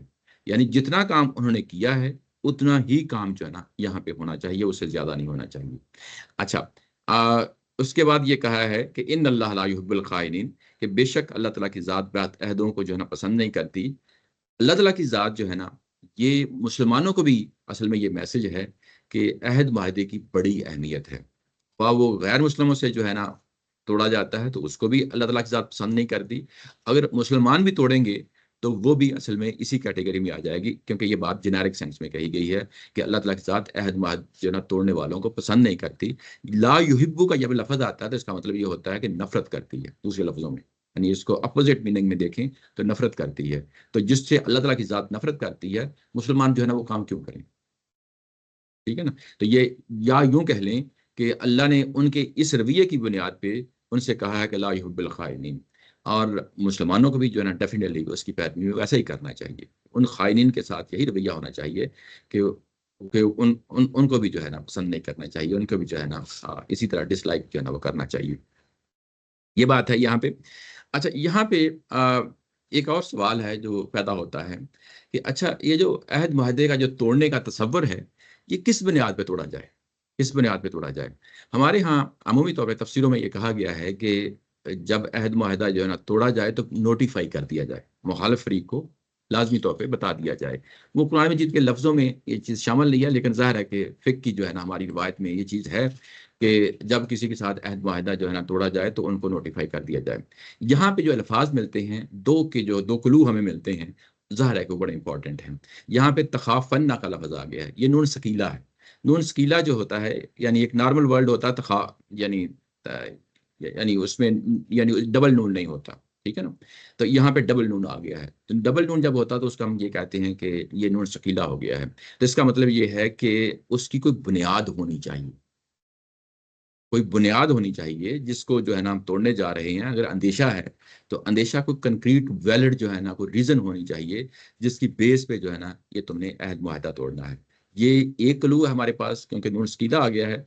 और दूसरा जो है अला सवाअन, ये 2 जो है ना हमारे पास अला सवाइन, ये हमारे पास 2 क्लू हैं जिसकी बुनियाद पे हम ये कह सकते हैं कि असल में ये बात नहीं कही गई कि इसके अंदर कोई नोटिफ़ाई करना जो है ना पहले से दूसरे फ़रीक को, इसमें यानी कुरान की आयत में ये शामिल नहीं है। लेकिन जो चीज़ शामिल है कि वो वैलिड रीज़न होनी चाहिए। महज़ जो है ना वहम ना हो, महज़ जो है ना ऐसे ही चलता-फिरता जो है ना कोई अंदेशा ना हो, बल्कि उस अंदेशे की बाकायदा बुनियाद हो, जिसकी बुनियाद पे तुमने ये काम जो करना है कि उनके चेहरे पे ये अहद मुआहदा तय मानना है और उतना ही काम करना है जितना जो है उन्होंने ये काम किया, उससे ज़्यादा नहीं। अच्छा, यहाँ पे एक और पहलू है जो सामने आता है। अच्छा, ये कि ये जो अहद मुआहदे हैं, इसकी नोयत क्या है? असल में ये नॉन एग्रेशन और पीस सॉर्ट ऑफ जो ट्रीटीज़ होती हैं, अमन के लिए ये काम करना है। उस ज़माने में ये वाले मुआहदे जो आज के दौर में मुआहदे हैं, वो नहीं होते थे। आज के दौर में कुछ नए मुआहदे जो है इंट्रोड्यूस हो चुके हैं। जैसे कल्चरल हैं, जैसे जो है ना इकोनॉमिकल जो है ना कोई भी इस तरह ट्रेड की जो है ना आपस में करना है मुल्कों ने करना, उसके भी अहद मुआहदे होते हैं। तो क्या वो भी तोड़ दिए जाएँ? वो बुनियादी तौर पे इर्रेलेवेंट है, दूसरे लफ्ज़ों में। यानी यहाँ पे जो कॉन्टेक्स्ट है वो क्या है? ये कॉन्टेक्स्ट है अहद मुआहद किस चीज़ का? अमन का, डिफेंस का, लड़ाई का, हर्ब का अहद मुआहदा है। और जो दूसरे मुआहदे जो आज के दौर में जो ना शामिल हो गए हैं, ये गैर मुतल्लका है। अगर आपने हमला करना है तो उसकी रीज़न कुछ और होनी चाहिए। ठीक है ना? उसमें कोई ज़रूरी नहीं है कि आप ये कल्चरल और ये दूसरे-तीसरे मुआहदे जो है ना ये भी तोड़ डालें। असल में ये अहद मुआहदे जो होते हैं, ये जंगों के करने या ना करने के अहद मुआहदे हैं जिनकी यहाँ पे बात हो रही है। वो ऑटोमैटिकली वो भी टूट जाते हैं। ये तो अंडरस्टूड सी बात है, वो भी टूट जाते हैं, अपनी जगह है। लेकिन कोई उसको ये समझ के कि ये अहद मुआहदे भी जो है ना उसी नौइयत के हैं, ये नहीं है। ये असल में यहाँ जो कंटेक्स्ट है वो कंटेक्स्ट सिर्फ यहाँ पे पीस ट्रीटीज का है और नॉन एग्रेशन जो है ना कि एक दूसरे के साथ जो लड़ाई होती है, हर्ब होती है, ये उसके हवाले से यहाँ बात हो रही है। ये एक पहलू है। दूसरा इसके अंदर एक और बड़ा खूबसूरत पहलू है जो हमें अला सवा इनसे मिलता है, वो ये है कि ये जब अहद मुआहदे तोड़े जाएंगे तो क्या इसकी बुनियाद पे हम उस पे चढ़ दौड़ सकते हैं, चढ़ाई कर सकते हैं? नहीं, हरगिज़ नहीं। ये भी सामने रहे। अगर आपने उसके साथ लड़ाई करनी है तो उसकी रीज़न कुछ और होनी चाहिए। ये महज अहद मुआहदा तोड़ना ये रीज़न नहीं होनी चाहिए। यानी अला सवान का मतलब ये है कि जितना इकदाम उन्होंने तोड़ा है, अगर फ़र्ज़ किया कि उन्होंने महज जो है ना वो अहद मुआहदा ही तोड़ा है, आगे वो यानी लड़ना नहीं चाहते, तो आप भी नहीं लड़ेंगे। यानी ये चीज़ इंपॉर्टेंट यानी ज़हन में रहनी चाहिए। कुरान के अल्फाज जो है ना बड़े निपे तुले होते हैं, और इस निपे तुले अल्फाज में ये बताया गया है कि जितना वो काम करते हैं उतना ही करना है। अगर फ़र्ज़ किया कि उन्होंने अहद मायदा तोड़ के आपके ऊपर चढ़ाई कर दिया तो ज़ाहिर है कि फिर आपने रिस्पॉन्ड करना ही करना है। लेकिन अगर वो जो दूसरा फरीक है वो रुक जाता है और महज अहद मायदा ही तोड़ता है और उसके बाद आप पे कोई हमला नहीं करता, आपके साथ कोई लड़ाई नहीं करता, तो आपने भी लड़ाई नहीं करनी। अगर फ़र्ज़ किया आपने लड़ाई करनी है तो उसकी रीज़न ये नहीं होनी चाहिए कि अहद मुआहदा तोड़ दिया। उसकी रीज़न जो है ना कोई और होनी चाहिए। ज़ाहिर है कि वो क्या है, वो हम पीछे पड़ आए हैं, वो फितना है। ठीक है ना? तो फितना असल में ज़ुल्म है, ज़्यादती है, परसिक्यूशन है, जिसकी बुनियाद पे आपने डिसाइड करना, ये इंडिपेंडेंटली डिसाइड होना चाहिए। उसका इससे कोई ताल्लुक नहीं है कि दूसरी फ़रीक ने अहद मुआहदा तोड़ दिया है। वो एक डिफरेंट जो है ना सिनेरियो, उसको डिफरेंट तरीके से जो है ना वो हैंडल किया। जी, जी। जी, जी। तो ये जो अभी आपने कहा कि पीछे फितने की वजह से जी। ये सारा कुछ हो रहा है, जी, जी। ये अहद मुआहदे हमेशा मेरे लिए बड़ा मसला है। ये आया हमेशा जी, जी। यही अहद मुआहदे तो सूरह तौबा में भी आए होते हैं। जी, जी। वहाँ तो फितने वाली सिचुएशन नहीं है, वहाँ तो अल्लाह का अज़ाब है। जी, जी। तो वहाँ पर भी अल्लाह ताला इन मुआहिदों की शरीयत बयान कर रहा है। जी, जी।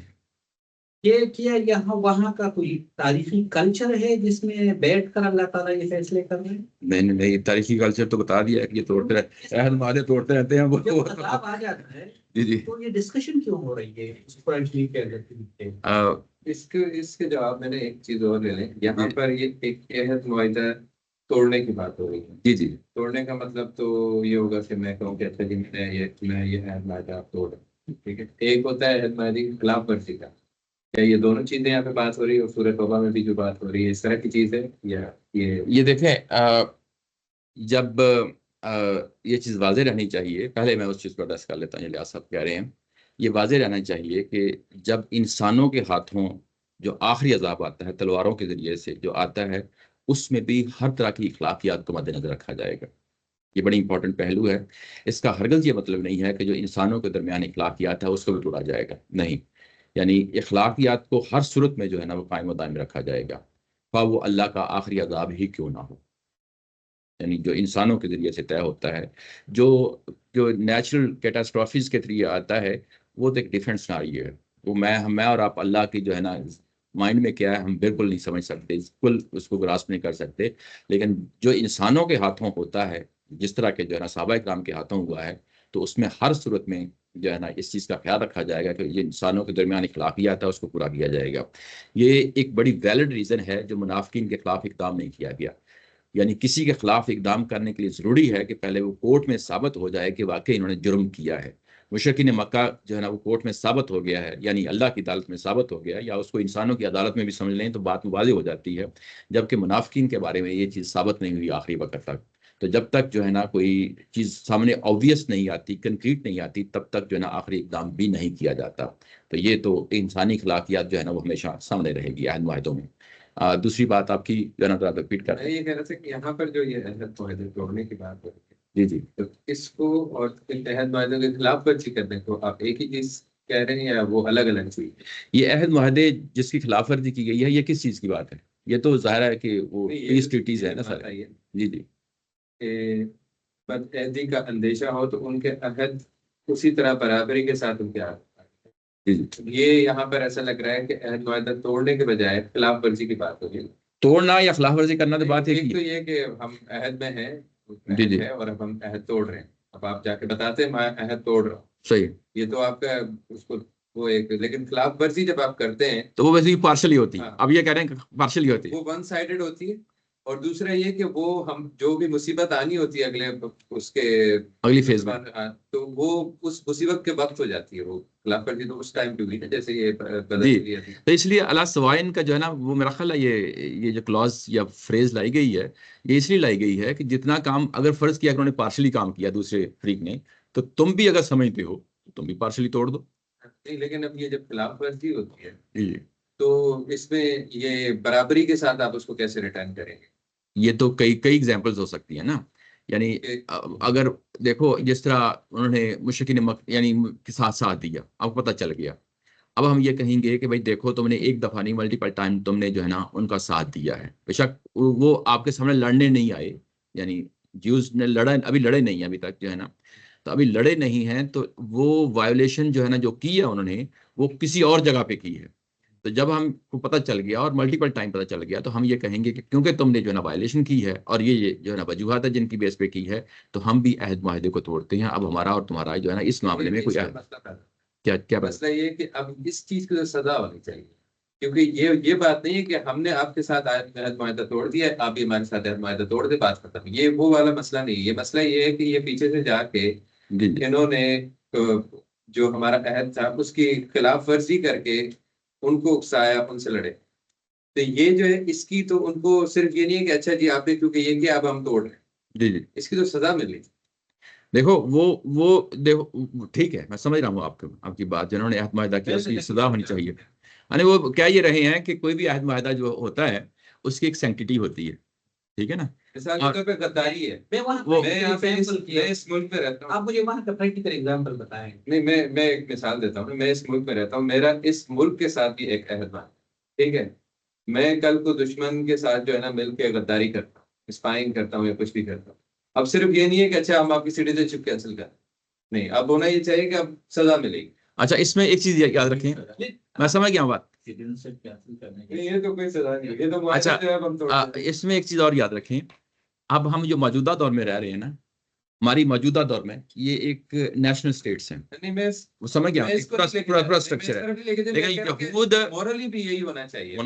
होना चाहिए। हम ये कर ये रहे हैं कि बेसिकली हम ये समझ रहे हैं कि यहूद के साथ जो एग्रीमेंट हुआ था वो एक बतौर एक फरीक का हुआ था। वो सिटीजनशिप के वो रूल्स अप्लाई नहीं होते जो आज के रूल्स अप्लाई होते हैं। वो जब उन्होंने मदीना में नबी मोहतरम सल्लल्लाहु अलैहि वसल्लम गए हैं तो वहां पे हुक्मरान उन्होंने मान लिया था। हुक्मरान मानते हुए जो है ना ये एग्रीमेंट किया और उसमें बतौर फरीक शामिल हुए हैं। और बतौर फरीक शामिल हुए हैं तो जो उस वक्त का वहाँ का नॉर्म और कल्चर था उसके अंदर रहते हुए बात हुई है। और उसमें अगर आप कहें कि उनको उसी तरह की सजा दी जाए जिस तरह जो है ना हम ये कहें कि इन्होंने जो है ना मुल्क की बगावत की है, मैं एक ये एग्जाम्पल वो नहीं लेकिन दी जा ये सकती। भी बगावत ही। ये मानता हूँ, लेकिन वो सजा में बताया ना कि वो असल में बतौर फरीक जो है ना शामिल हुए थे, और फरीक होने का मतलब जो है ना फिर कुछ और हो जाता है। वैसे बनु ये कुरैज़ा को तो सजा दी भी थी, वो तो दी है। अहद की बज़ैदी करने पे ही सजा भी दी है। अच्छा, वो बहुत सारी चीजों को शामिल कर लेते हैं, उनमें से बादहद भी शामिल कर लेते हैं। जब हम बात करते हैं तो वो उसमें सिर्फ महज बादहदी नहीं होती, और भी बहुत सारे फैक्टर्स होते हैं। यहाँ पे असल में जो चीज हमें रोक रही है वो अला सवा इनका जो है ना जो फ्रेज आ गई है ना, ये बेसिकली अब हमारे लिए शरीयत बन गई है, क़यामत के लिए शरीयत बन गई है कि अगर हमने जो है ना ये कदम उठाना है तो ये जो शरीयत का पहलू है ये हमारे सामने रहना चाहिए, अला सवा इन बराबर का, यानी महज सस्पिशन की बुनियाद पे ना हो, कंक्रीट चीज हो, और उसके बाद किस हद तक जो है ना उनके खिलाफ जो है ना रिएक्शन शो करना है। तो वो रिएक्शन उतना ही शो करना है जितना उन्होंने ये काम किया है, उससे आगे नहीं बढ़ना। अगर आपने जो है ना फर्ज किया कोई इकदाम करना भी है तो इकदाम करने की कोई और वजह हो और उसमें फिर इसको भी शामिल कर लें, ठीक है। अभी तक फिर ये जो उसूल है जी जी। ये मैं मॉरल प्रिंसिपल्स पे समझना चाह रहा हूँ कि क्या है, तो मुझे ऐसा लग रहा है कि मैं अभी इसको एब्जॉर्ब नहीं कर पा रहा हूँ इस उसूल को। मतलब चलो। दो मुल्क है, मिसाल के तौर पे पाकिस्तान और इंडिया जो है वो ट्रीटी साइन करते हैं, वो एग्रीमेंट है। वो तो नेशनल स्टेट्स है ना, वो तो नेशनल स्टेट्स पे भी मॉरल प्रिंसिपल तो सेम रहेगा। जी जी आपकी ये जो सारे ट्रीटीज होती हैं ये सारे मॉरल प्रिंसिपल्स तो यूनिवर्सल हैं। जी, ऐसे ही तो ऐसे ही। उन्हीं मॉरल प्रिंसिपल्स पे अगर आज एक एग्रीमेंट होता है और कल को वो मुल्क जो है वो इस तरह की कोई आपके साथ धोखा करता है तो आपको फिर हक हासिल हो जाता है कि आपको उसको सजा है। वो एक अलग बात है कि आप उतनी ताकत नहीं रखते या वो एक अलग मसला है, लेकिन अगर उस वक्त स्ट्रेटेजिक रीजंस की वजह से आप नहीं करते, लेकिन पूरी दुनिया ये कहेगी कि हाँ ये इनके साथ गलत हुआ है और ये जो है ना, बल्कि दुनिया भी शायद शामिल हो जाए उसके साथ, उसको सजा दे। नहीं ये ये वजह गौरव फिक्र करते रहे, लेकिन जो चीज मेरी समझ में आई है वो यही है, मैं आपके सामने रखी है। जी ये जो अभी आयत आपने पढ़ी है, इसको उर्दू तर्जुमा अगर मैं पढ़ूँ ना, जी जी लेकिन अल्लाह के नजदीक बदतरीन जानवर वो लोग हैं जिन्होंने इनकार कर दिया, फिर किसी तरह मानने के लिए तैयार नहीं है, खासकर वो लोग जिनसे ए पैगंबर तुमने अहद किया, फिर हर मर्तबा वो अपना अहद तोड़ देते हैं और जरा नहीं डरते कि इसका नतीजा क्या हो। सो उन्हें लड़ाई में पाओ तो उनको ऐसी मार मारो कि उनके पीछे है, उनको भी तितर बितर कर दो ताकि वो सबक हासिल करें। इसका मतलब है तोड़ने पर तो सजा मिल रही है, लेकिन वो जब जी। उसको पाए तो करेंगे। हाँ नहीं, इस पर थोड़ा मैं बात मुकम्मल कर दूं। हाँ तुम लोग अलबत्ता हर हाल में अहद की पाबंदी करो। इसका क्या मतलब है? जी जी अगर किसी कौम से बदअहदी का अंदेशा हो, अब ये एक जनरल सा जुमला आगे आ गया, जी जी अगर किसी कौम से बदअहदी का अंदेशा हो, जैसा कि पिछली आयत में हुआ, जी तो उनका अहद उसी तरह बराबरी के साथ उनके आगे फेंक दो। हम्म तो इसका मतलब है कि जब ये बदअहदी अभी हुई ना हो और आपको कॉन्क्रीट एविडेंस आ गया, एविडेंस आ गया हो, तो उस वक्त सिर्फ फिर आप तोड़ने पे इक्तफा। ये बस है, ऐसे ही है, ऐसे ही। तो फिर क्या हम इस आयत के अंदर ये जो आखिरी जुमला है जी जी उनका उनके आगे फेंक दो बराबरी के साथ, जी जी ये अहद फेंकने वाली बात है, लेकिन फिर सजा तो नाफिज हो रही है क्योंकि पिछली वाले में तो हम लोग नहीं, उसके लिए अब तस्कफन्ना का लफ्ज आ गया ना, जब उनके पाओ, ये ऐसा नहीं है कि जो है ना वो कोई एग्रेशन भी हो गया है। हाँ अगर पाओ अगर पाओ, पकड़ लो। हाँ अगर ये है तो फिर उसका जवाबी शर्त होना चाहिए ना। तो जवाबी शर्त तो पिछली आयत में आ गया है। नहीं, सहत तोड़ने पे नहीं है वो, ये अगर सहत हो रहा है हम्म और अगर उनको पाओ जगह में तब ऐसे करो, अगर जगह नहीं होगी तो दुरुस्त करेंगे। तुमने अहद लिया, फिर हर मरतबा वो अपना अहद तोड़ देते और जरा नहीं डरते कि इसका नतीजा क्या होगा। सो ने लड़ाई में आओ तो इनको ऐसी मार मारो कि तो इनके उनको पीछे ऐसी मार, ऐसे ही। उनको ऐसी मार मारो। अगर लड़ाई में पाओ तो ये कहा अच्छा। लड़ाई शुरू करो। तो फिर ऐसा है कि जिसके साथ मुआहिदा है और उन्होंने नहीं तोड़ा, तो अब उनको लड़ाई में पाओगे तो लड़ाई होगी तो, अदरवाइज लड़ाई नहीं होगी। लड़ाई नहीं होगी तो नहीं होगी, इसका मतलब है लड़ाई नहीं होगी। नहीं होगी। तो इसका मतलब है यहाँ पर फिर जब अहद हुआ है तो अल्लाह ताला की तरफ से जहाद की आयत, दोनों किस्मों की जहाद की आयत फिर अप्लाई ही नहीं हो रही। नहीं, तो वो सूरह बकरा, सूरह तौबा के अंदर तो ऐसा नहीं है। देखो सूरत तौबा का जो है ना वो एक डिफरेंट कंटेक्स्ट है, उसको हमेशा यानी आखिरी जो क़यामत, वहाँ अहद मुआहदे वहाँ पे भी हैं, अहद मुआहदे इसी तरह की आयत वहाँ पे भी हैं। तो ये कंफ्यूजन पैदा कर। देखो मैं ये कह रहा हूँ कि थोड़ी सी इस दुनिया की चीजों को अनलर्न करके वो जो वहां सिचुएशन हुई है ना प्रैक्टिकली, जी जी, क्या उसकी कुछ एग्जांपल्स है जिससे हम समझ सके ना यार। या देखें दो दो तारीख दो पे दो कर- दो सिनारियो हैं जिसको हमेशा सामने रखना चाहिए। एक है इंसानी सतह की चीज जिसको हम फितना के तहत जो है ना वो लेके आ रहे हैं। एक चीज है जिसकी सजा अल्लाह ने देनी है, जिसकी सजा अल्लाह ने देनी है, वो जब वो फैसला करेगा तो ज़ाहिर हमें बताएगा कि जो है ना ये सूरत ये है, और वहां पे भी इंसानी अखलाकियात को मद्देनजर रख के जो है ना बात की जाएगी, और सूरह तौबा में इस चीज को मद्देनजर रखा है उस सजा के लिए भी।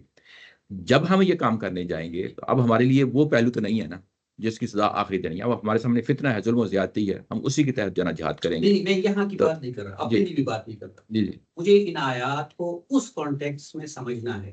जी कोई जी तारीखी पस मंजर है क्योंकि अल्लाह ताला इस पर बहुत ज्यादा जोर दे रहे हैं, और ये उस जगह भी जोर दे रहे हैं जहाँ अल्लाह का गज़ब आ रहा है। वहां पे भी दे रही, वहां पे ये भी। बड़ा वहां पर वो जो अहद था वो तोड़ा था ना पहले, किसमें वो नहीं, 40 दिन का जो अल्टीमेटम दिया लेकिन था। नहीं वो वहां पर भी शर्त रखी। शर्त रखी है ये अहद मुआहदों की, वहां पे भी रखी है। जिनके साथ अच्छा, ये अहद- ये बात जो है ना जो अहद मुआहदे की आप बात कर रहे हैं, बाजार यही लगता है कि हो सकता है कि वहाँ उनके अरब मुआशरे में अहद मुआहदे का, चीज ऐसी अच्छा, है। लेकिन असल बात यह है कि आप तुरात में पढ़े वहां पे भी यही सूरत हाल है, वहां पे अहद मुआहदे, वहां पे भी इतना ही जोर दिया गया है। वहां पर भी इतना ही हो गया। तो ये चीज, इसका मतलब ये है कि ये इल्हामी मज़ाहब में चीज है मेरा ख्याल है। नहीं कबायली चीज हो, ठीक है, वो तो होती है, इंसानों के दरमियान हमेशा रही और अब भी है, ऐसा चीज ऐसी नहीं है, वो अपनी जगह रहेगी।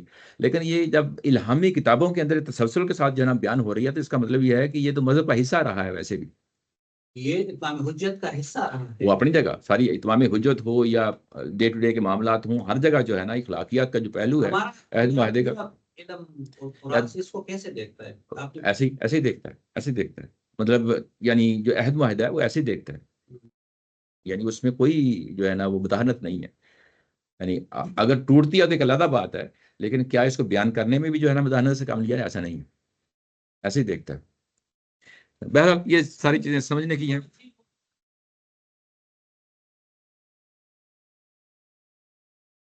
जी समझ आई है। और मैं कहना मेरी भी यही अंडरस्टैंडिंग है। कुरान ने कहा है कि वो जो अपना है तोड़ते हैं, इसके बाद हर बाकी को भी मरना थी है तो उन्होंने तोड़ दिया हुआ है।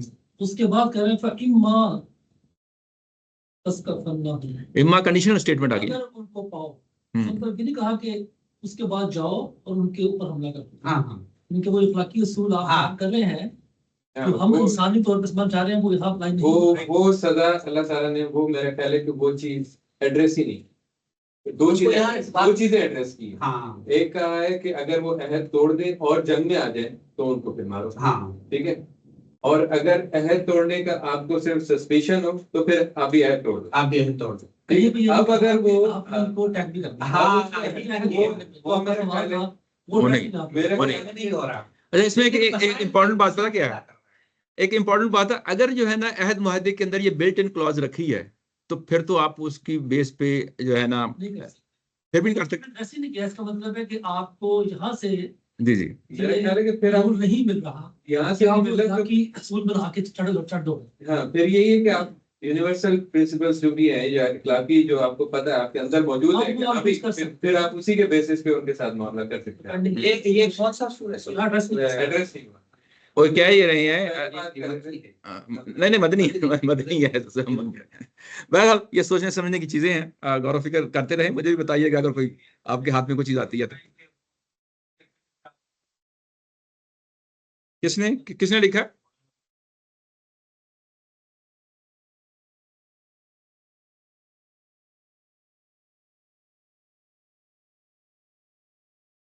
जिम्मेदारियों को फंसे पुश डालकर हमारे खिलाफ की जंग में हिस्सा ले तो हम भी मुआहदे की इखलाकी जिम्मेदारियों से सबकदोश हो जाएंगे और हमें हक होगा कि उससे जंग करें। नहीं, वो आप पहले स्टेटमेंट लिख दिया ना मौलवी साहब ने, वो बता दिया कि अगर वो जंग करें, पहले बता दिया ना। तो अगर वो जंग करेंगे तो फिर तो हमें उतरना पड़ेगा। हाँ, चढ़ दौड़े मतलब चढ़ाई कर देना। एड्रेस नहीं किया। वो असल में हम इस सदी में जी रहे हैं। हाँ, और वो जो बात हो रही है वो भी इस सदी में जी कर वो उस बात को बात बता रहे हैं। अल्लाह ताला इसको कैसे देख रहे हैं उस वक्त रसूलुल्लाह सल्लल्लाहु अलैहि वसल्लम को। लेकिन बहरहाल उसमें जो ना कंडीशन है कि फाइम। डाल दिया। हाँ हाँ, हाँ। लेकिन मौलाना मौलवी साहब ने कंडीशन डाल दी है, ऐसा नहीं है कि ऊपर रखा है। कंडीशन बात कर रहे ये हैं। तो ऐसे ही लगता है कि जैसे आज कोई डिप्लोमेट बात कर रहा है। जी ऐसे ही है। हाँ, तो बहरहाल ये गौर फिक्र की चीजें हैं। अगर कोई चीज सामने आती है तो मुझे जरूर बताइएगा। मैं भी आपके साथ जो लर्न कर रहा हूँ, तालिब इल्म हूँ। अच्छा, आगे बढ़ते हैं। आगे जो है ना अगला पैराग्राफ शुरू होता है जिसमें ये कहा गया है कि अब ये एक और पहलू है जो सामने आना है। मैंने कहा ना कि जो आया नंबर 54 तक था, वहां तक जो है यानी बदर के जो मामलात हैं वहां तक निपटा दिए गए हैं। अब आगे कुछ ऐसे एडिशनल पहलू हैं जो जिसको कुरान मजीद हाईलाइट करना चाहता है, जिसमें से अहद मुआहदे का एक पहलू हमारे सामने आ गया। और ख़ास तौर पे ये यहूद और बाकी कबाइल के हवाले से अगर उनके अहद मुआहदे जो ना तोड़ने पे आ जाते हैं तो अब क्या किया जाएगा, ये बात आ गई। अगला जो है ना एक और बड़ा इंपॉर्टेंट पहलू है जो आपके सामने लाना चाहता हूँ। ये जो अगली चीज़ है ये असल में बहुत इंपॉर्टेंट है और आज के दौर में भी हमारे लिए बहुत रेलेवेंट है। ये है कि आप लोगों ने यानी बदर में यानी ये बताया, अल्लाह ताला की ज़ात ये बता रही है कि देखो तुम्हारे सामने बदर हुआ, तुम्हारी तादाद थोड़ी थी, तुम्हारे पास असला नहीं था, लेकिन अब हम तुम्हारी क्या पॉलिसी होनी चाहिए, आइंदा से तुम्हारी क्या स्ट्रेटेजी होनी चाहिए, उसके बारे में जो है ना यहाँ इसके अंदर हदायत दी जा रही हैं। लेकिन इससे पहले कि इसको हम पढ़ें, आपके सामने एक चीज़ जो है ना सामने रहनी चाहिए, आया नंबर 39, वो बड़ी इंपॉर्टेंट है। यूं ही आप इसको अपनी गिरफ्त में नहीं रखते तो बात समझ में नहीं आती। आया नंबर 39 जो है वो ये बताती है कि ये जो आपको किताल और जिहाद पे उबारा जा रहा है ना मुसलमानों को, इसकी दो जो है ना टारगेट्स हैं जो अल्लाह ताला की ज़ात अचीव करना चाहती है। वक़ातिलुहुम हत्ता ला तकून फितनतुन व यकून अद-दीनु कुल्लु लिल्लाह। ये कि फितना अपना वजूद खो बैठे और दूसरा दीन सारा का सारा अल्लाह के लिए हो जाए। ये अगली जितनी भी आयत हम पढ़ने लगे हैं ये आपके जहन में हमा वक्त होनी चाहिए। यहाँ किसी जगह पे भी जो है ना ये आपकी गिरफ्त से जो है ना ये नहीं निकलनी चाहिए। अब आते हैं और देखते हैं कि अगली जो पैराग्राफ है उसकी नियत क्या है। यहाँ पे ये कहा गया है कि वला यहसबन्नल्लज़ीना कफ़रू सबक़ू इन्नहुम ला युअजिज़ून। ये मुनकरीन इस गलत फहमी में ना रहें कि निकल भागेंगे, ये हरगज हमारे काबू से बाहर नहीं जा सकते। अब यहाँ पे अल्लाज़ीना कफरू का जो लफ्ज़ आया है, अब फिर हमने इसको तय करना है। ये असल में अगली आयात हैं जो बताएंगी कि ये अल्लाज़ीना कफरू कौन लोग हैं। लेकिन फॉर द टाइम बीइंग आप ये ज़हन में रखें कि इससे मुराद हर तरह के मुखालफिन हैं जिनका रसूल को फिर सामना करना पड़ा, नबी मोहतरम सल्लल्लाहु अलैहि वसल्लम को सामना करना पड़ा, उन सब के लिए जिनके इत्माम हुज्जत हो गया जिन पे। यानी ये कौन-कौन लोग हैं? ये मुशरिकीन मक्का हैं, ये यानी यहूद हैं और दूसरे तीसरे कबाइल हैं। उनके बारे में बात हो रही है कि इनके बारे में ये लोग जो हैं, ये गलतफ़हमी में ना रहें कि ये निकल भागेंगे, अल्लाह ताला की ज़ात के चुंगल से निकल भागेंगे या इख्तियार से निकल भागेंगे, ये हरगिज़ हमारे काबू से बाहर नहीं जा सकते। ये बात है जो यहाँ पे कही गई है। ये जो बात यहाँ पे कही गई है ला युजिज़ून, ये आजिज़ आ जाना उर्दू ज़ुबान में भी लफ़्ज़ इस्तेमाल होता है, लेकिन इसका माना क्या होता है? यानी आजिज़ आ जाना, यानी मतलब ये है कि कोई एक बंदा आजिज़ आ गया है, इसका मतलब ये है कि वो बेबस हो गया है। उसके काबू में कुछ नहीं है, उसके इख्तियार में कुछ नहीं है, वो कुछ कर नहीं सकता। तो यानी ये यहाँ पे ये कहा जा रहा है कि ये मत गुमान करें कि ये हमारे हाथ से निकल गए हैं और अल्लाह ताला की ज़ात जो है ना, वो इनके सामने बेबस हो गई है। ऐसा हरगिज़ नहीं है। ऊपर जो है ना, एक मैंने इसका तर्जुमा अरबी ज़ुबान में तफसीरों में लिखा हुआ है और तदब्बुर कुरान में भी इसको बयान किया और अल बयान ने भी इसको इसी अल्फाज में लिया है। ये जो लफ्ज़ है ला युजिज़ून, ये असल में ये मुहावरा है अजज़ाहु उस-सईद, इसके शिकार हाथ से निकल गया। आपने कोशिश की शिकार को पकड़ने की, यानी उसके पीछे शिकारी कुत्ते लगाए या तीर लगाया या जो है ना आपने कोई और जो है ना आला इस्तेमाल कर लिया। आपने पूरी कोशिश की लेकिन आपके हाथ से निकल गया, शिकार निकल गया। उसके लिए ये मुहावरा इस्तेमाल होता है। और फ़ातहु वलम यक़दिर अलैहि, ये उसका तर्जुमा है, यानी आपसे हाथ से जाता रहा और आपको कोई कुदरत ना रही उस शिकार पे, तो यानी उसके लिए है। तो ला युजिज़ून का मतलब फिर वही हो गया कि ये हरगिज़, यानी उसी मुहावरे को अगर सामने रखें तो ये मत समझें कि ये मैदान बदर का जो वाक़या हो गया है, ये बच के जो निकल गए हैं, तो ये बच के निकल गए हैं। यानी अब भी ये अल्लाह की जो है ना वो गिरफ्त में हैं। अब जब अल्लाह ताला की ज़ात इस तरीके से चीज़ों को बयान कर रही होती है, तो ये कई जगहों पे इस बात को कुरान मजीद में खोला है। वो खोला ये है कि अल्लाह ताला की ज़ात क्यों मौका देती है कि लोग भाग निकलें? क्यों मौका देती है? इसको कानून मोहलत कहा जाता है। रसूलों के दौर में होता ये है कि एक सज़ा दी, हल्की-फुल्की सी दी किसी मरहले पे, कोई जो है ना छोटा-मोटा जो है ना उनके साथ मामला कर दिया, कहत कर दिया या कोई और छोटी-मोटी जो है ना कोई सज़ा दे दी और उसके बाद फिर अगले मरहले पे जो है ना कुछ और कर दिया, फिर आखिरी मरहले पे जाके आखिरी सज़ा दे दी। इसको कानून इम्हाल भी कहा जाता है और कानून मोहलत भी कहा जाता है। इसमें होता ये है, कुरान मजीद ने दूसरी जगह इसको खोला है कि मैं क्यों ये मोहलत देता हूँ? मैं इसलिए मोहलत देता हूँ ताकि ये अपना पैमाना भर लें और जब ये अपने पैमाना भर लें, यानी उस हद तक पहुँच जाएँ कि जिसमें उसके बाद कोई गुंजाइश ना रहे, तो फिर मैं इनको पकड़ता होता हूँ।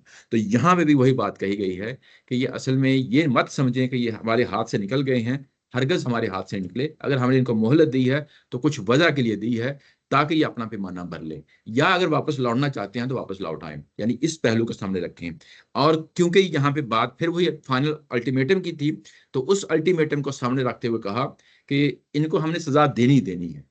अगर ये लौटते नहीं हैं और अपनी जो है ना पैमाना भरते हैं, तो जिस तरह पीछे भी एक सूरत-हाल पैदा हो गई थी, जिसमें जो है ना आयत नंबर 39 जब हम पढ़ रहे थे, तो उससे पहले भी यही सूरत-हाल थी।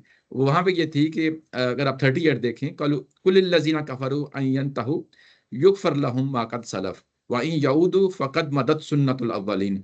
अगर ये जो है ना लौटते हैं तो अच्छी बात, अगर नहीं लौटते तो इनको सामने रखें कि इनके साथ भी वही मामला होगा जो दूसरे रसूलों के साथ, कौमों के साथ हुआ। और फिर जो है ना आगे कहा वक़ातिलुहुम, और आगे ये बात जो कही गई थी कि फिर इनके साथ लड़ो। अगर ये नहीं लौटते तो फिर इसके बाद लड़ना पड़ेगा और लड़ना पड़ेगा और उसके बाद 2 टारगेट दिए गए थे, जो आगे हम ला तकून फितना व यकून अद्दीन कुल्लुहु लिल्लाह। और यहाँ पे आयत नंबर अगर आप देखें कि ये 61 जो है, सॉरी ये 57 जो है, ये 59 सॉरी, ये असल में उसी नौइयत की है कि अब इनके साथ आगे अगले मरहले पे क्या करना है। अगले मरहले पे ये करना है कि जब इनको फाइनली हमने पकड़ना है, तो उसके लिए फिर तैयारी करो। वअद्दु लहुम मस्ततअतुम मिन कुव्वतिन व मिन रिबातिल खैल तुरहिबूना तुरहिबूना बिही अदुव्वुल्लाहि व अदुव्वकुम व आखिरीन मिन दूनिहिम। इसका अगर आप तर्जुमा देखें, तो तर्जुमे में ये बात कही गई है कि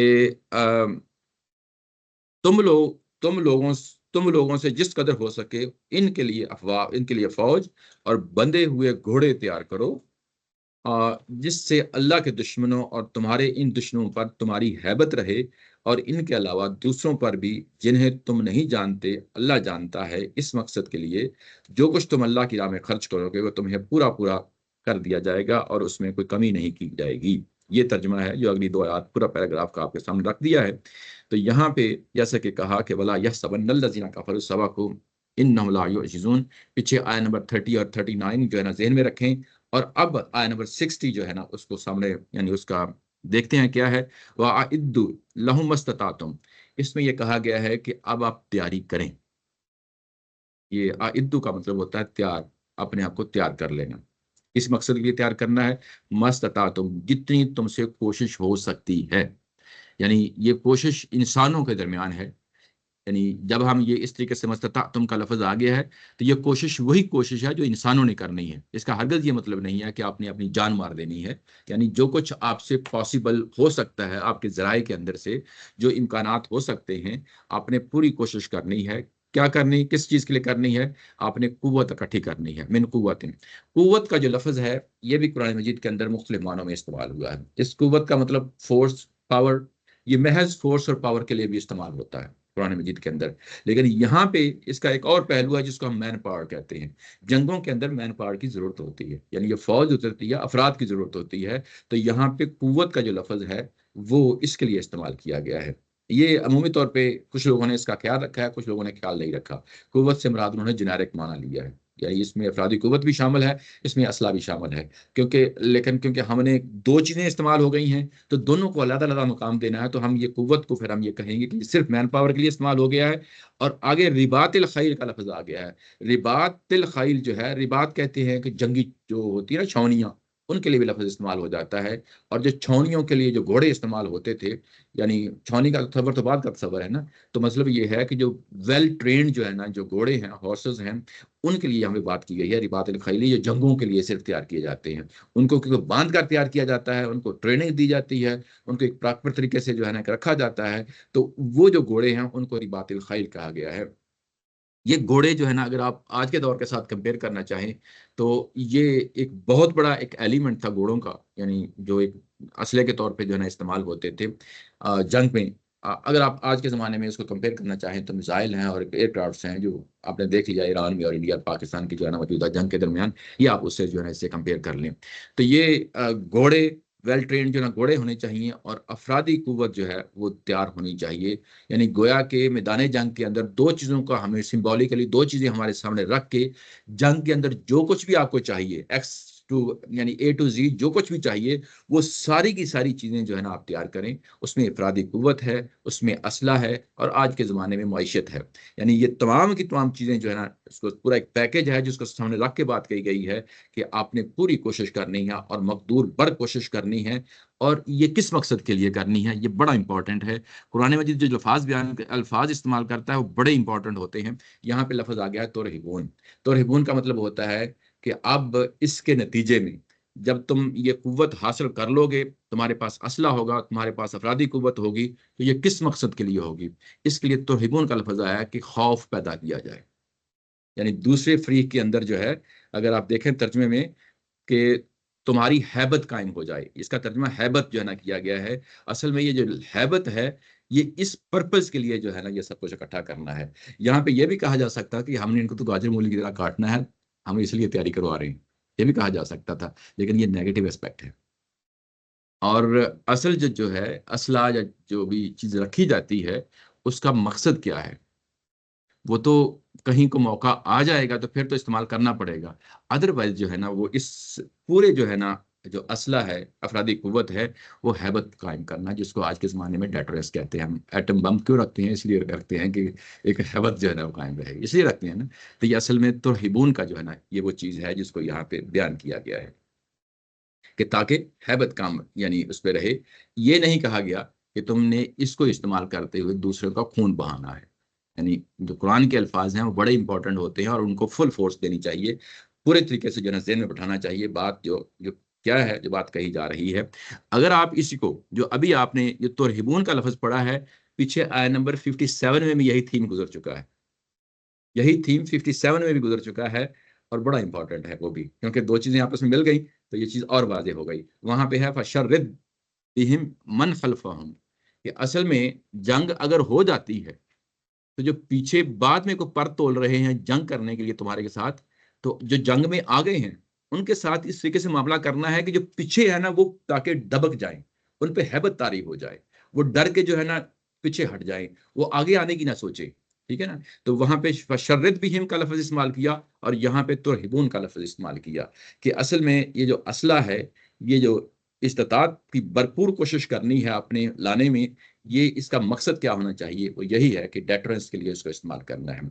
अच्छा, ये एक पहलू। एक और दूसरा पहलू है, बड़ा ही इंपॉर्टेंट है, बड़ा ही इंपॉर्टेंट है। वो पहलू ये है, वो आगे भी आ रहा है लेकिन मैं आपको यहीं पे खोल देना चाहता हूँ। वो इंपॉर्टेंट पहलू ये है कि कुरान मजीद के अंदर जब भी कोई इंस्ट्रक्शन दी जाती है और मुसलमानों को दी जाती है, मुसलमानों को कभी भी उसके बारे में गाफिल नहीं होना चाहिए, उसके बारे में गाफिल नहीं होना चाहिए। उसकी वजह यह है कि पीछे कहा गया कि तुम आपस में तनाज़ा ना करो और इसके कॉन्सिक्वेंसेस होंगे अगर तनाज़ा किया जाएगा, और वो हुए, आगे ग़ज़वा उहद में हुए।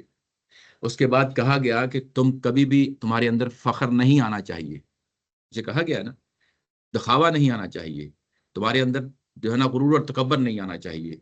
और जब ग़ज़वा हुनैन में हुआ, और ये हम पढ़ेंगे हुनैन में हुआ, सूरह तौबा में जाके पढ़ेंगे, वहां जब ये हुआ तो वहां उसको सजा मिली। तो मुसलमानों को ये वाला पहलू जो है हमेशा सामने रखना चाहिए कि अगर हमें कोई इंस्ट्रक्शन दी गई है और हमने अपनी इस्तात भर जो है ना उस इंस्ट्रक्शन पे अमल नहीं किया, तो उसके कॉन्सिक्वेंसेस होंगे, और वो हो रहे हैं, जो मौजूदा जमाने में हम उसको देख रहे हैं। डोनाल्ड ट्रंप जिस तरह की बात करते हैं, हमें उस तरह नहीं करनी है करता करते। हाँ हाँ, वो भी यानी वो गुरूर खबर पे नहीं आना चाहिए। मैं असल जिस चीज़ पे मैंने पॉइंट उठाया है वो ये है कि अपने मकदूर बार कोशिश करनी है असला जो है ना उसको रखने के लिए। तो मतलब ये है कि ये अगर हमें हदायत दी जा रही है तो हम इसको वायलेट नहीं कर सकते। अगर हम इसको वायलेट करेंगे तो फिर अपने आप को एक्सपोज कर देंगे और अल्लाह की मदद भी नहीं आएगी, ये भी याद रखें। अल्लाह की मदद तब आती है कि जब आपने मकदूर बार अपनी पूरी कोशिश कर ली और उसमें जो है ना आप कामयाब हो गए। उसके बाद अगले लम्हे पे कैसे मामला होता है, अल्लाह ताला की ज़ात यकीनन जो है ना आपकी मदद करेगी। लेकिन क्या आप अपने अपने तौर पे क्या वो काम कर बैठे हैं, वो अगर आप देखें तो आज के दौर में, ये मैंने वैसे ही जंप लगाया, हालांकि ज़रा ठहर के इससे बात करनी चाहिए थी, लेकिन ज़ाहिर है कि आज के दौर से रेलेवेंट है। तो ये बड़ा ज़रूरी है कि मस्तता कि अपने मकदूर बर कोशिश करो और उसमें ये कि कुव्वत इकट्ठी करो, ठीक है। और उसके बाद रिबातुल खैल जो है ना वो उसको, यानी रिबातुल खैल उसको इकट्ठा करो, और इसका मकसद जो है वो क्या होना चाहिए, वो तुरहिबून भी, इसके साथ तुमने जो है ना वो हैबत कायम करनी है। और हैबत किन पे कायम करनी है, पीछे ये कहा गया कि अदू वल्लाहि व अदू वकुम, और अल्लाह के दुश्मनों के साथ और तुम्हारे दुश्मनों के साथ, उन पे जो है ना हैबत कायम करनी है। यहाँ पे जो अदूव का लफ्ज आ गया है, ये आप ज़हन में रखें कि ये कौन से हैं लोग हैं। ये वही लोग हैं जिनको पीछे जो है ना कफारू का लफ्ज़ जो है ना बोला गया है। ये क्योंकि आगे चल के हमने इसको समझना था कि अल्लज़ीना कफारू सबकू, ये कौन लोग हैं जो अल्लाह के दुश्मन हैं। ये आया नंबर 39 से जाके समझेंगे कि, और ये पीछे भी हम आ चुका है जिन पर इत्माम हुज्जत हो चुका है, इत्माम हुज्जत हो चुका है, अल्लाह के रसूल के बराह रास्त मुखातबीन हैं, और वो अल्लाह के रसूल की बात को उन्होंने गुरूर और तकब्बर और तसब से जो है रिजेक्ट कर दिया है। अब वो अल्लाह के दुश्मन बन गए हैं, और क्योंकि ये तुम पे चढ़ आए हैं, तुम पे चढ़ आए हैं, इस बुनियाद पे चढ़ आए हैं कि इन्होंने अल्लाह को एक मान लिया, पीछे हम पढ़ आए हैं, और ये अब तुम्हारी जानों के दुश्मन बन गए हैं इस बुनियाद पे कि ये अल्लाह को मान बैठे हैं। तो इसलिए तुम्हारे दुश्मन और अल्लाह के दुश्मन, इस तरीके से इसको हम बयान करेंगे। इसको आज के ज़माने में जनरलाइज नहीं कर सकते, इसको आज के ज़माने में जनरलाइज नहीं कर सकते। ये बड़ी इंपॉर्टेंट पहलू है। हम किसी को ये डिक्लेयर नहीं कर सकते कि ये अल्लाह का दुश्मन है, क्योंकि कंटेक्स्ट है, पीछे आया नंबर 39 है, हम उसकी बेस पे ये कह रहे हैं कि अल्लाह के दुश्मन और ये तुम्हारे दुश्मन। अब जो भी दुश्मन होंगे हम सीधा सीधा ये कहेंगे। आप बस ये इसमें इस आयत में जी जी यहाँ पर भी जब इसको हमने फर्स्ट टाइम सुना था, जी जी तो रसूल तजबा वालों ने बताया था कि अल्लाह ताला ने कहा है कि अपने घोड़े जा रहे जी जी काफिरों पे हमला करना है। जी जी तो ये आयत तो ऐसी बात नहीं कह रही, ये तो कह रही है कि अपने अपने जगह तैयार रखो हम्म ताकि उन पर रोब रहे। जी ऐसा ही है, मैं कॉन्टेक्स्ट ये नहीं कह रहा कि हमला करना है। ऐसा ही है, मैं तो इस तुरहिबून का लफ्ज मैंने बहुत बहुत टाइम लगाया, वो इसलिए तो लगाया मैंने कि इसका मकसद क्या है, ये नहीं है कि तुमने उनको जो है ना जाके खून बहाना है, लेकिन हमको दुश्मन ना नहीं है, हमें जरूरत नहीं, मौके दुश्मनी करेंगे तो देखी जाएगी। देखी जाएगी। यानी कि इसका ये भी नहीं है कि आपने तो यहाँ पे ऑफेंसिव वार की ऐसे ही है, ऐसे नहीं, ऐसे नहीं, ऐसे नहीं, ऐसे नहीं। ये ऑफेंसिव वार का वही पहलू है, ये असल में मैंने कहा आया नंबर 39 को जहन में रखें, आया नंबर 39 को जहन में रखें कि अगर वो सूरत पैदा हो जाती है तो उस सूरत में आप जो है वो तैयार रहें, तैयार रहें। वो टारगेट जो है, हदफ जो है, उसको मीट तो करना ही करना है ना, वो तो बोलेंगे तो उसको तो अल्लाह को आपको जी जी तो फिर तो आपको जरूरत ही नहीं है जी जी कि आप तय करते फिर। जी। लेकिन यह है कि आम हालात में किसी को अल्लाह का दुश्मन डिक्लेयर करके ये और तो आपके जी मैं तैयारी कर रहा हूँ कि जब मैं इस काबल हो जाऊंगा, जो कि हमारा एक थीम है मुसलमानों का अब्दुल सर होता, कि मैं इसकी तैयारी कर रहा हूँ कि जो ही हमें ताकत मिल जाएगी हम हमला कर देंगे। जी, ऐसा नहीं, तो ऐसी तो बात ये है। ऐसे नहीं, ऐसे नहीं, क्या हम नहीं करेंगे? ऑफेंसिव के लिए तैयार नहीं? नहीं नहीं नहीं, ऐसा नहीं, ऐसा नहीं। देखो किसी भी लड़ाई करने के लिए दो सूरत हाल है, एक है डिफेंसिव जंग और एक है ऑफेंसिव जंग, ठीक है ना। जो डिफेंसिव है वो तो ग़ज़वा बदर में हो गई, आपने देख ली, वो तो आपने डील करना ही करना है। लेकिन अब ये जो आयत है ये असल में जो जो जो डिफेंसिव है वो तो आपने लड़ना ही लड़ना है ना। अब ये तैयारी करने की बात कर रही है, तो तैयारी करने आप जेहन में रखेंगे किस चीज के लिए तैयारी कर रही है। ये आगे ये पैराग्राफ और इसके बाद वाले जो पैराग्राफ हैं ये असल में आयत नंबर 39 से जाके जुड़ रहे हैं। तफसीरों के अंदर असल में इसको जोड़ा नहीं जाता उसके साथ जाके 39 के साथ, तो मन कन्फ्यूजन में होता है कि ये फिर किस चीज़ की तैयारी हो रही है, वो हमें नहीं बताते कि किस चीज़ की तैयारी हो रही है। तो यहाँ पे जो तैयारी हो रही है वो तैयारी बेसिकली वो है जो आयत नंबर 39 में बयान कर दी गई है कि अब इसके लिए तैयार रहें, क्योंकि जो है ना ये फितना का कला कमा करना है, ठीक है ना, और फितना का कला कमा करना है और दीन सारा का सारा अल्लाह के लिए हो जाए, इसके लिए तैयार रहें, इसके लिए तैयार रहें। और उसकी तैयारी के लिए आपने जो है ना ये जितना भी जो है ना घोड़े तैयार करने हैं या ये सब कुछ करना है, ये असल में ये नहीं है कि वाकई लड़ाई हो जाए, ये नहीं है। आगे सुलह की भी बात हो गई, आगे सुलह की भी बात होनी है इसके थोड़ी देर बाद। उसका मतलब यहाँ पे फिर वही बात आ जाएगी जिसको मैं जो है ना आगे लेकिन डिफेंस करने का तुम ने अब तैयारी करो कि अटैक करना है। अच्छा मेरा ख्याल है इसको तैयारी करो ताकि तुमसे अटैक कभी हो जी जी ना, तुम इस नहीं, आ जाओ नहीं ये फिर तुम तैयार हो। फ्यूचर में सहाबा ने लड़ाई लड़ी है, ये अच्छा। क्या उसके कॉन्टेक्स्ट में नहीं आ सकती? ये असल में फिर वही बहुत सारी चीजें जो है ना, क्योंकि अगले 2-3 पैराग्राफ आ रहे हैं उसमें यही चीज बात होगा फिर यहाँ तो चलो किसी देश की करना होगा, वही पे मक्का करना है ना। तो तब मक्का इसलिए करना था कि उन्होंने लोगों ने वहां से उनको निकाल दिया था, हाँ वहां से आकर अटैक किया उनके ऊपर। हाँ जी जी तो वो तो वॉर टाइम में तो क्या ऑलरेडी ये उसके लिए अप्लाई नहीं हो सकता रिबातुल खैर?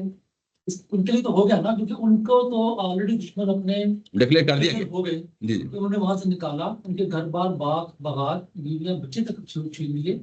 उसके बाद जंग की उनके ऊपर आके, उसके बाद उनको मारने के लिए पूरी की पूरी कौम ने पैसे जोड़ के उनको हमला कर दिया। तो ठीक है। मुसलमानों ने तो मुसलमानों की तो ऑलरेडी वॉर टाइम आ गया उनके साथ। हाँ, लेकिन उनके जब ये सब कुछ लेकिन हो आज अच्छा उनके आने के बाद क्या उन पे यानी ऑफेंसिव अटैक हो सकता है वो तो बाहर आ चुके हैं। जी जी हाँ वो एटवार्ड मैं ये कह रहा हूँ कि फर्स्ट करेंगे पाकिस्तान और इंडिया की बात कर लेते हैं कि अगर पाकिस्तान और इंडिया का छोड़ थोड़ा सा मुश्किल सूरत हाल है। एक ही उन पे सिचुएशन तो बात में बात करना था। गजा की सिचुएशन देख ले, गजा के अंदर मजलूमों पर जुल्म हो रहा है और रिबातुल खैल आपने तैयार किए हुए हैं, तो क्या ऑफेंसिव का हक आपको हासिल नहीं है इस्लाम में? आपको तो करना है। उनको तो वो करते हैं ना। मुसलमानों को, मैं पाकिस्तान की बात कर रहा हूँ, हिंदुस्तान तो ये इसी को तो ये डिफेंसिव कहेंगे, सेपरेट सवाल है। इसी को ज़रा ये- डिफेंसिव कहेंगे क्योंकि उन्होंने हमला कर दिया है, तो अब आप जब लड़ेंगे तो डिफेंसिव होगा, इसको ऑफेंसिव नहीं कहेंगे। गजा के लोग लड़ेंगे तो उनको तो हक हासिल होना चाहिए, क्योंकि उन पे तो जुल्म हो गया ना। तो वो और उनके उसी साथ को डिफेंसिव जो कहेंगे, करेंगे लोग तो वो तो लड़ेंगे। उसी को डिफेंसिव कहेंगे, उसको ऑफेंसिव नहीं कहेंगे। ऑफेंसिव ये है नहीं, डिफेंसिव तो इस फलस्तीनियों के लिए हो गया ना, बाहर से आप जाकर इसराइल पर अच्छा। हमला कर रहे हो। अच्छा, ये यकीनी जिहाद जिसको आप कहते हैं, और ये तो इस्लाम का जिसको आप जिहाद कहते हैं। देखें ये जो आप बात कर रहे हैं ना भाई कि गजा में जो सूरत हाल है और अब पाकिस्तान ने डिसाइड करना है, अब वो बात कर रहे हैं। हाँ तो ये देखो, ये जो अब पाकिस्तान ने डिसाइड करना है ना, वहां पे क्या कुरान मजीद जो है ना कोई ऐसी चीज बताता है कि वो क्या रीजंस हैं जिसकी बेस पे जो है ना आपने हमला करना है जाके, और क्या आपके अंदर वो सलाहियत मौजूद है जिसकी बेस पे जाके वो हमला जो करना है। सलाहियत की आप बात कर रहे हैं ना, जी। क्या ये कुछ सलाहियत को पैदा हाँ, करने की मैं बात हो रही है या नहीं हो रही ये है? उस सलाहियत को पैदा करने की बात हो रही है यहाँ पे, ये एक इसका ऑफेंसिव जंग के लिए। लेकिन फिर वो हैबत वाली बात तो ना रही, फिर वो जी। ये कह रहे हैं कि उसके लिए आप फिर बाकायदा प्रिपेयर्ड हो कि आप फिर वो जंग करेंगे जब इस तरह के मामला पैदा हो। अच्छा, अभी अभी जितनी यहाँ पे है ना कंटेक्स्ट में, उसी तक महदूद रखें। अभी बेसिकली डेटरेंस के लिए जो है ना ये बात कही जा रही है, इसमें कोई शक नहीं है। आगे जाके इस्तेमाल होना वो तो एक डिफरेंट सिनेरियो है ना, वो तो आ जाएगा। असल में हम तो बहुत सारे लोगों को सुनते हैं ना, तो जब वो कोई बात हमें बताते हैं तो हम अपनी अंडरस्टैंडिंग में बताना चाहते हैं, जी जी तो वो तो इस कॉन्टेक्स्ट में हमें बताएंगे कि भाई जैसे ताहिर ने बोला कि वो लोग हमें कहते थे हिजबुल मुजाहिदीन वाले कि ये हमें तैयार रखें ताकि हम उनको मारें जाके। करें। हाँ, अब जब वो ये जुमला बोलेंगे, मैं इस आयत को कैसे उसको वो बताऊंगा कहेगा contextualize? तो आयत- तो रहगोना जो है ना उसे कहेंगे भाई मुझे एक आयत पढ़ के तर्जमा सुना दें, इसका क्या मतलब है। वैसे वो- देखो, इस आयत में तो नहीं है। ऐसे नहीं है। ऐसे नहीं कि उसकी नफी भी हो रही है। मौजूद है। जी ऐसे ही है, यानी कि क्या एक ऑफेंसिव बात का हक है, वो पुराने और डिफरेंट चीज है। डिफरेंट आया है वो कि अगर आप इस काबिल हो गए हैं कि किसी पे जुल्म हो रहा ये है, जुमला आप बोल रहे हैं, आप अगर इस काबिल हो गए, अगर पाकिस्तान इस काबिल हो गया है कि गजा में जुल्म तो हो ये जो रहा है, अगर आगे आगे नहीं अगर हो जाए, ये जो अगर वाला जुमला अगर है, लाजमी ये जुमला जो है इसमें कोई कंटेंट पड़ा हुआ है, अच्छा, वो आगे आगे वो आपने करना है। जी जी, तो क्या वो जो यहाँ जो आयत है क्या वो वहाँ अप्लाई हो रही ये है? एड्रेस उसको नहीं कर रही, ये आया उसको एड्रेस नहीं अगर कर नहीं है, रही। ये जो अगर वाली बात है ना वो असल में आगे आ रही है, आया क्योंकि मुझे ये समझना है वो आया कि आगे आ अगर रही है, वो वहां पे कोई ये कहा गया है, ये आगे आ रही है, वो यहाँ पे ये कहा गया है कि अगर आपने ऑफेंसिव अटैक करना है तो ये मिनिमम क्राइटेरिया मीट करना होगा अफरादी कुव्वत में भी, और एक और वहाँ दो पर की भी कंडीशन लगा दी गई है। बता रहे हैं मुझे जी जी कि क्राइटेरिया ये है। जी मुझे ये सवाल है कि ये जो क्राइटेरिया बनाना है, जी जी। क्या ये मेरा काम है कि नहीं? इस आयत के अंदर ये बताया जा रहा है कि वो मेरा काम है, क्या वो मेरा काम है कि नहीं? मैं इसलिए आयत को आगे अभी क्योंकि मुझे इसका घोड़े तैयार रखने या दीनी फर्ज है कि नहीं, ये ये दिन सवाल है। ये तो है, लाजमी है। तो जब ये मेरा फर्ज है जी जी। तो फिर वो अगर वाली चीज बिल्कुल अलग हो जाती नहीं, उसके बाद आगे जब मैदान में उतरेंगे और आपने ऑफेंसिव अटैक करना है, वो तो शर्त शायद को उसको नहीं, शरीयत उसमें ये है, तो ये ये है, यानी आप यूं कह लें कि ये फाउंडेशनल स्टेटमेंट है, ये इम्पोर्टेंट है। ये इंपॉर्टेंट है। तो अगर हम इसको महदूद कर देंगे हाँ तो हमारी शरी अंडरस्टैंडिंग बहुत महदूद हो जाएगी। एग्जैक्टली, फिर मैं बात नहीं ये समझा आप बात सकता। ठीक है, बात आपकी ठीक है। तो आपसे कहा गया होना कि देखो आपने घोड़े तैयार करते हैं लेकिन उसमें ये लिमिट रखो। जब आपसे क्या दिया गया मैं सता तो कि जितनी तुम्हारी ताकत, इसका मतलब है कि अब आपको पाकिस्तान को पूरा राइट है कि वो जितनी हो सकता है तारीख करे, अपने आप को एज मच एज करनी है। जी अब उसके अंदर फिर अगर ये ऑर्डर में शामिल नहीं है, तो पाकिस्तान को चूंकि ताकत मिल गई है, तो अब जो मर्जी अमेरिका कर की तरह वो कहे साहब चौकी में ताकत मिल गई है, अब तुम अपना मुल्क खाली करो, भाटा बनेगा। हाँ नहीं, ये नहीं इस जगह होता। तो नहीं है, क्यों कैंसिल? इस जगह तो नहीं है। इस तरह नहीं है, इस लेकिन जगह नहीं। ताकत को भी आप इस्तेमाल करेंगे, ये जुल्म हो रहा है, वो कुरान से मिल जाता है आपको। जी जी, वो एक वो यहाँ डिफरेंट, नहीं है। क्या नहीं है, वो यहाँ नहीं है। हाँ, मैं इसीलिए कह रहा हूँ कि उसको उसके साथ ठीक कैसे है। जोड़ेंगे? तभी जोड़ेंगे क्योंकि यहाँ बना तो क्योंकि आप नहीं, जोड़ वो आगे चल के जोड़ देते हैं। हाँ, अलियास भाई जब आगे जाएंगे ना फिर दोबारा वापस मुड़ के देख लेंगे इसको। जब मैं भी भूल जाता हूँ। नहीं यार, मैं याद दिलाता हूँ, सारे इधर ही बैठे हैं। अली भाई का जी अली भाई,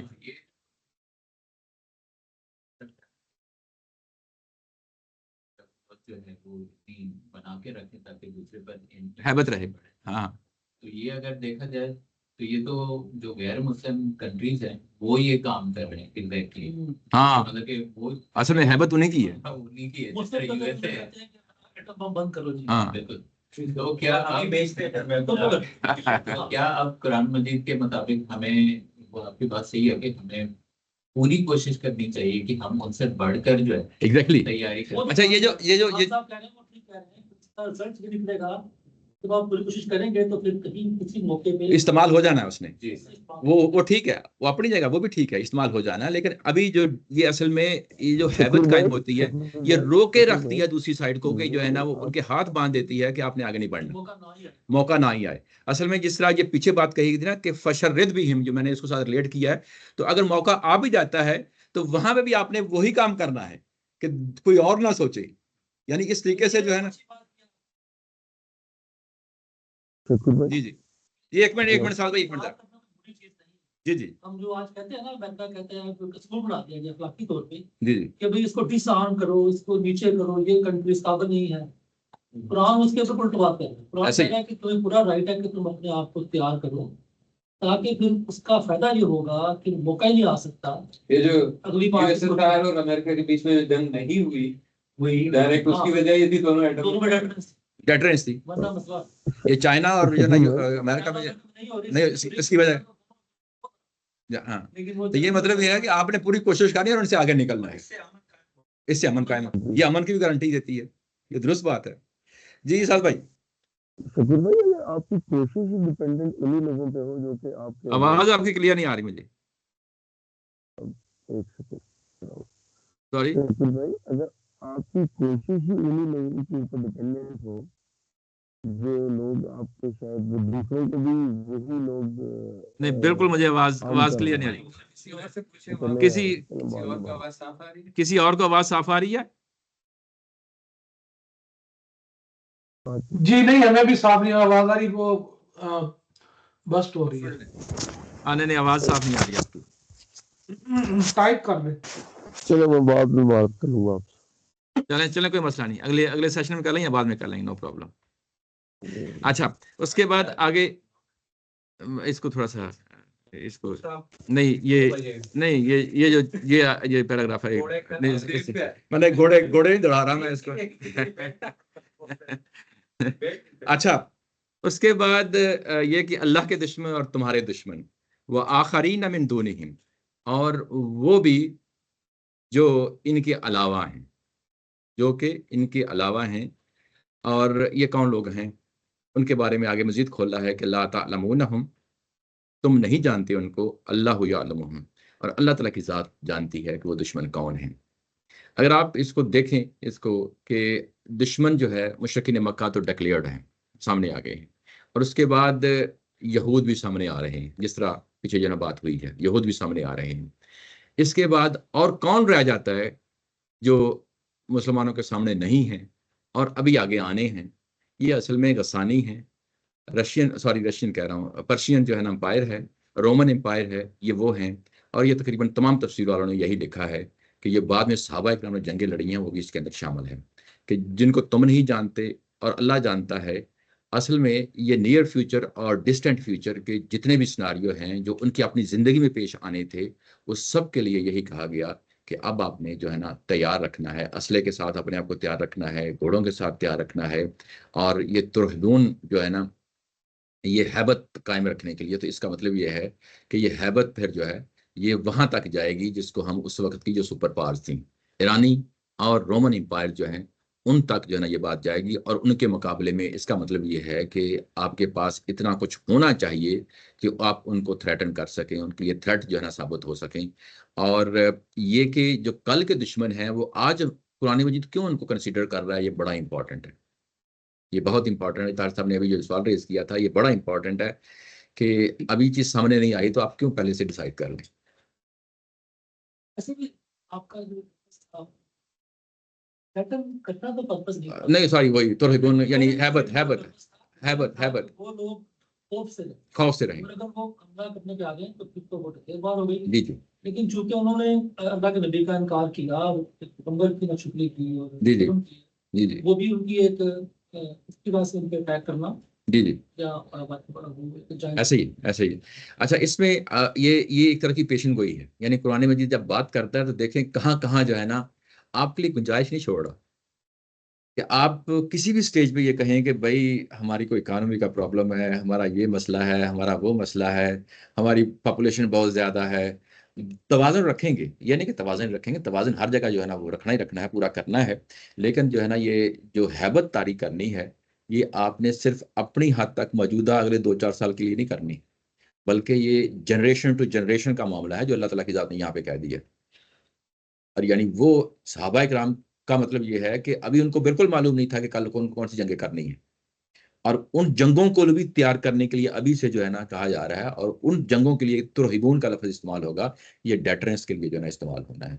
और अगर कहीं ना कहीं किसी जंग में उतर गए तो उसके बाद फशर्रद भी हैं, कि ये वो काम मामला करना है कि कोई और ना फिर सोचे कि उनको इतनी मार देनी है, इतना जो है तितर बितर करना है कि पीछे आने वाले जो है ना फिर उसके बाद सोचें कि यार नहीं, इनके साथ लड़ना कोई आसान काम नहीं है। ये तो बड़ी मुसीबत पैदा हो जाएगी, हमारी नस्लें जो है ना उजड़ जाएंगी, हमारे जो है ना इकोनॉमीज उजड़ जाएंगी। अपने आप को उस पोजीशन में लेके आना है। तो हम ये मस्ततातुम वाला जो मामला है, ये बहसीत उम्मत हमने इसको छोड़ दिया है। और जब हम ये कहते हैं, या उस्ताद मोहतरम ये कहते हैं कि ये मुसलमानों पे इस वक्त जो है ना अजाब है, तो ये अजाब इस एंगल से बात कर रहे होते हैं कि अपनी जिम्मेदारियों से जो है ना उन्होंने खुद अपने आप को पाँव पे कुल्हाड़ी मारी है मुसलमानों ने। ना दावत के मैदान के ये लोग रहे हैं, और ना जो है ना ये जिहाद और किताल की जिम्मेदारियां उसको अदा करने के लिए जो है ना ये जिम्मेदारियां उठाने के लिए तैयार हैं। और उसके बाद सिर्फ इस बुनियाद पे कि अल्लाह की मदद तो हम पे आनी ही आनी है, मैदान में उतरो। ये क्या बात हुई? अल्लाह ताला की खुद जात क्या रही है? यहाँ पे एक और तवक्कुल का जो है ना पहलू सामने आता है। हम दुआएं करते हैं, इनफरादी तौर पे हों या कौमी सतह पे हों। इनफरादी तौर पे हों तो मैं क्या करता हूँ, मैं दुआ करता हूँ ना, कोई बीमारी हो, कोई फाइनेंशियल सर्कमस्टांसेस हों, या कोई और XYZ कोई मामला हो, तो मैं दुआ करता हूँ, अल्लाह ताला की ज़ात से दुआ करता हूँ, और करनी भी चाहिए। लेकिन साथ ये कहा गया है कि तुमने दुनियावी मामला जो है ना वो भी इग्नोर नहीं करने।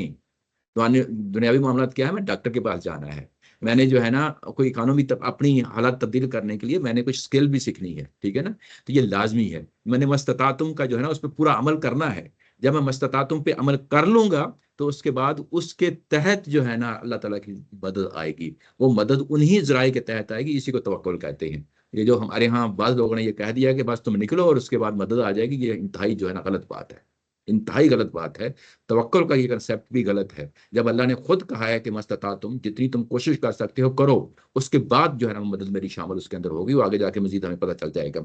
इसके लिए पैसों की जरूरत होती है, और कुरान मजीद उसके बाद कहता है वमा तुनफिकु मिन शैइन फी सबीलिल्लाह। यहाँ पे फी सबीलिल्लाह का मतलब आ गया है, ये इसी तुरहिबून के लिए रियाया है। इसके लिए भी आज के दौर में हम टैक्स लगाते हैं, उस जमाने में टैक्स नहीं थे, मुसलमानों ने खुद जो है ना माल और दौलत खर्च करना था, तो कुरान ने कहा कि युवफ़ा इलैकुम, और तुम्हें पूरा पूरा लौटा दिया जाएगा, व अंतुम ला तुज़लमून। तुज़लमून का एक माना कम करना भी होता है, और यहाँ पे कम करना का ही माना लिया गया, और अमूमी तौर पे सब लोगों ने इसका तर्जुमा यही किया है कि इसमें कोई कमी नहीं होगी। यानी यहाँ जुल्म से मुराद वो ज्यादती, आप लेना चाहें तो ले लें, अंडरस्टूड है? हाँ, युवफ़ा इलैकुम, वो तुम्हें लौटा दिया जाएगा। अच्छा, इसमें एक और बड़ी इंपॉर्टेंट बात है कि ये जो बात है ना, ये कि ये जिहाद है, किताल है, ये भी जो है ना अमूमी तौर पे सब इसको कंसिडर करते हैं, और हमारे उस्ताद भी इसको कंसिडर करते हैं कि ये भी एक नोयत की इबादत है, जिस तरह नमाज, रोज़ा, हज, ज़कात है। हालांकि ये फ़राइज़ नहीं है, और इसको हमारी अमूमी फ़िक़ा में ये कहा जाता है कि जिहाद जो है ये इसको फ्रीज, यानी इसको किफ़ाया, यानी वो फ्रीज़ा जिसको जो है ना चंद एक लोग कर लें तो काफ़ी होता है, यानी उसको इस कैटेगरी में लेके आते हैं। तो वो फिक की टर्मिनोलॉजी है ना। फिर जब फर्ज होगा जिहाद तब तो फर्ज होगा, जो हालात हाँ, तो लेकिन ज़ाहिर सबने तो नहीं करना होता ना, बच्चों को, औरतों ने, या नहीं, जिस पे फर्ज होगा उस पे फर्ज होगा। ज़कात भी तो हर किसी पे तो नहीं होगी जब आपकी उतनी। हाँ, लेकिन मैं कह रहा हूँ कि वो तो एक अमूमी कंसेप्ट है, मैं उसमें बात कर रहा हूँ। लेकिन मैं कह रहा हूँ कि असल में ये इबादत है, ये भी इबादत है, ये भी इबादत है। असल चीज़ उसको रखें, पकड़ें। और जब ये इबादत है तो इसके अंदर जो कुछ भी आप काम करेंगे तो अल्लाह ताला की ज़ात का जो क्राइटेरिया है कि अगर आप एक पाई मेरे लिए खर्च करोगे तो मैं 7 से लेकर 700 तक जो है ना इसका रिटर्न करूंगा। हदीस में भी आता है, कुरान मजीद में भी आता है, यानी पीछे सूरह बकरा में पढ़ा है कि 10 गुना मैं उसको जो है ना दूंगा। तो यहाँ पे भी अगर जिहाद के लिए आप खर्च करते हैं तो ये आप वही क्राइटेरिया है, यहाँ पे भी अल्लाह ताला की ज़ात उतना ही जो है ना आपको बढ़ा चढ़ा के जो है ना उसको रिटर्न करेगी, और उसमें कोई कमी नहीं की जाएगी। तो ये पहलू है जो यहाँ पे बयान किया गया है। इंशाअल्लाह अगली दफ़ा हाजिर होंगे, और उसमें जो है ना एक और पहलू है, बड़ा इंपॉर्टेंट पहलू सामने आएगा। 8 मिनट में पढ़ा है जी जी, तो पिछले 1 घंटे में तो नहीं पढ़ा है, 8 मिनट में आकर में बड़ी तेजी से चले गए। नहीं, वो असल में उनको मालूम था हमारी। इनको वो लिंक बैक भी कर देते हैं। हाँ, लिंक बैक कर देता है, अगली दफ़ा जो है ना फिर मुझे सारा दोबारा खोलना पड़ता है। अच्छा, फराज साहब बताएंगे अगली क्लास होगी कि नहीं होगी? अगली क्लास जो है वो मिजान की होगी, जो संडे को, हर संडे को होता है, लेकिन वो नहीं है। अदील साहब चाइना गए हुए, तो क्लास जो है मेरे घर। चलें चलें चलें, आप सब लोगों को दावत है, जो है ना आप आना है फराज साहब के घर जो है ना। चलें जी, इसी के साथ। अच्छा, तो सॉरी, तो नेक्स्ट संडे को क्लास नहीं होगी? जी नेक्स्ट संडे क्लास नहीं होगी जी, उससे बाद जो है ना अगले संडे इंशाल्लाह क्लास होगी। चलो, जज़ाकल्लाह खैर, बहुत बहुत बहुत शुक्रिया। शुक्रिया, बहुत अस्सलाम शुक्रिया, वालेकुम। जज़ाकल्लाह, वालेकुम अस्सलाम व रहमतुल्लाह।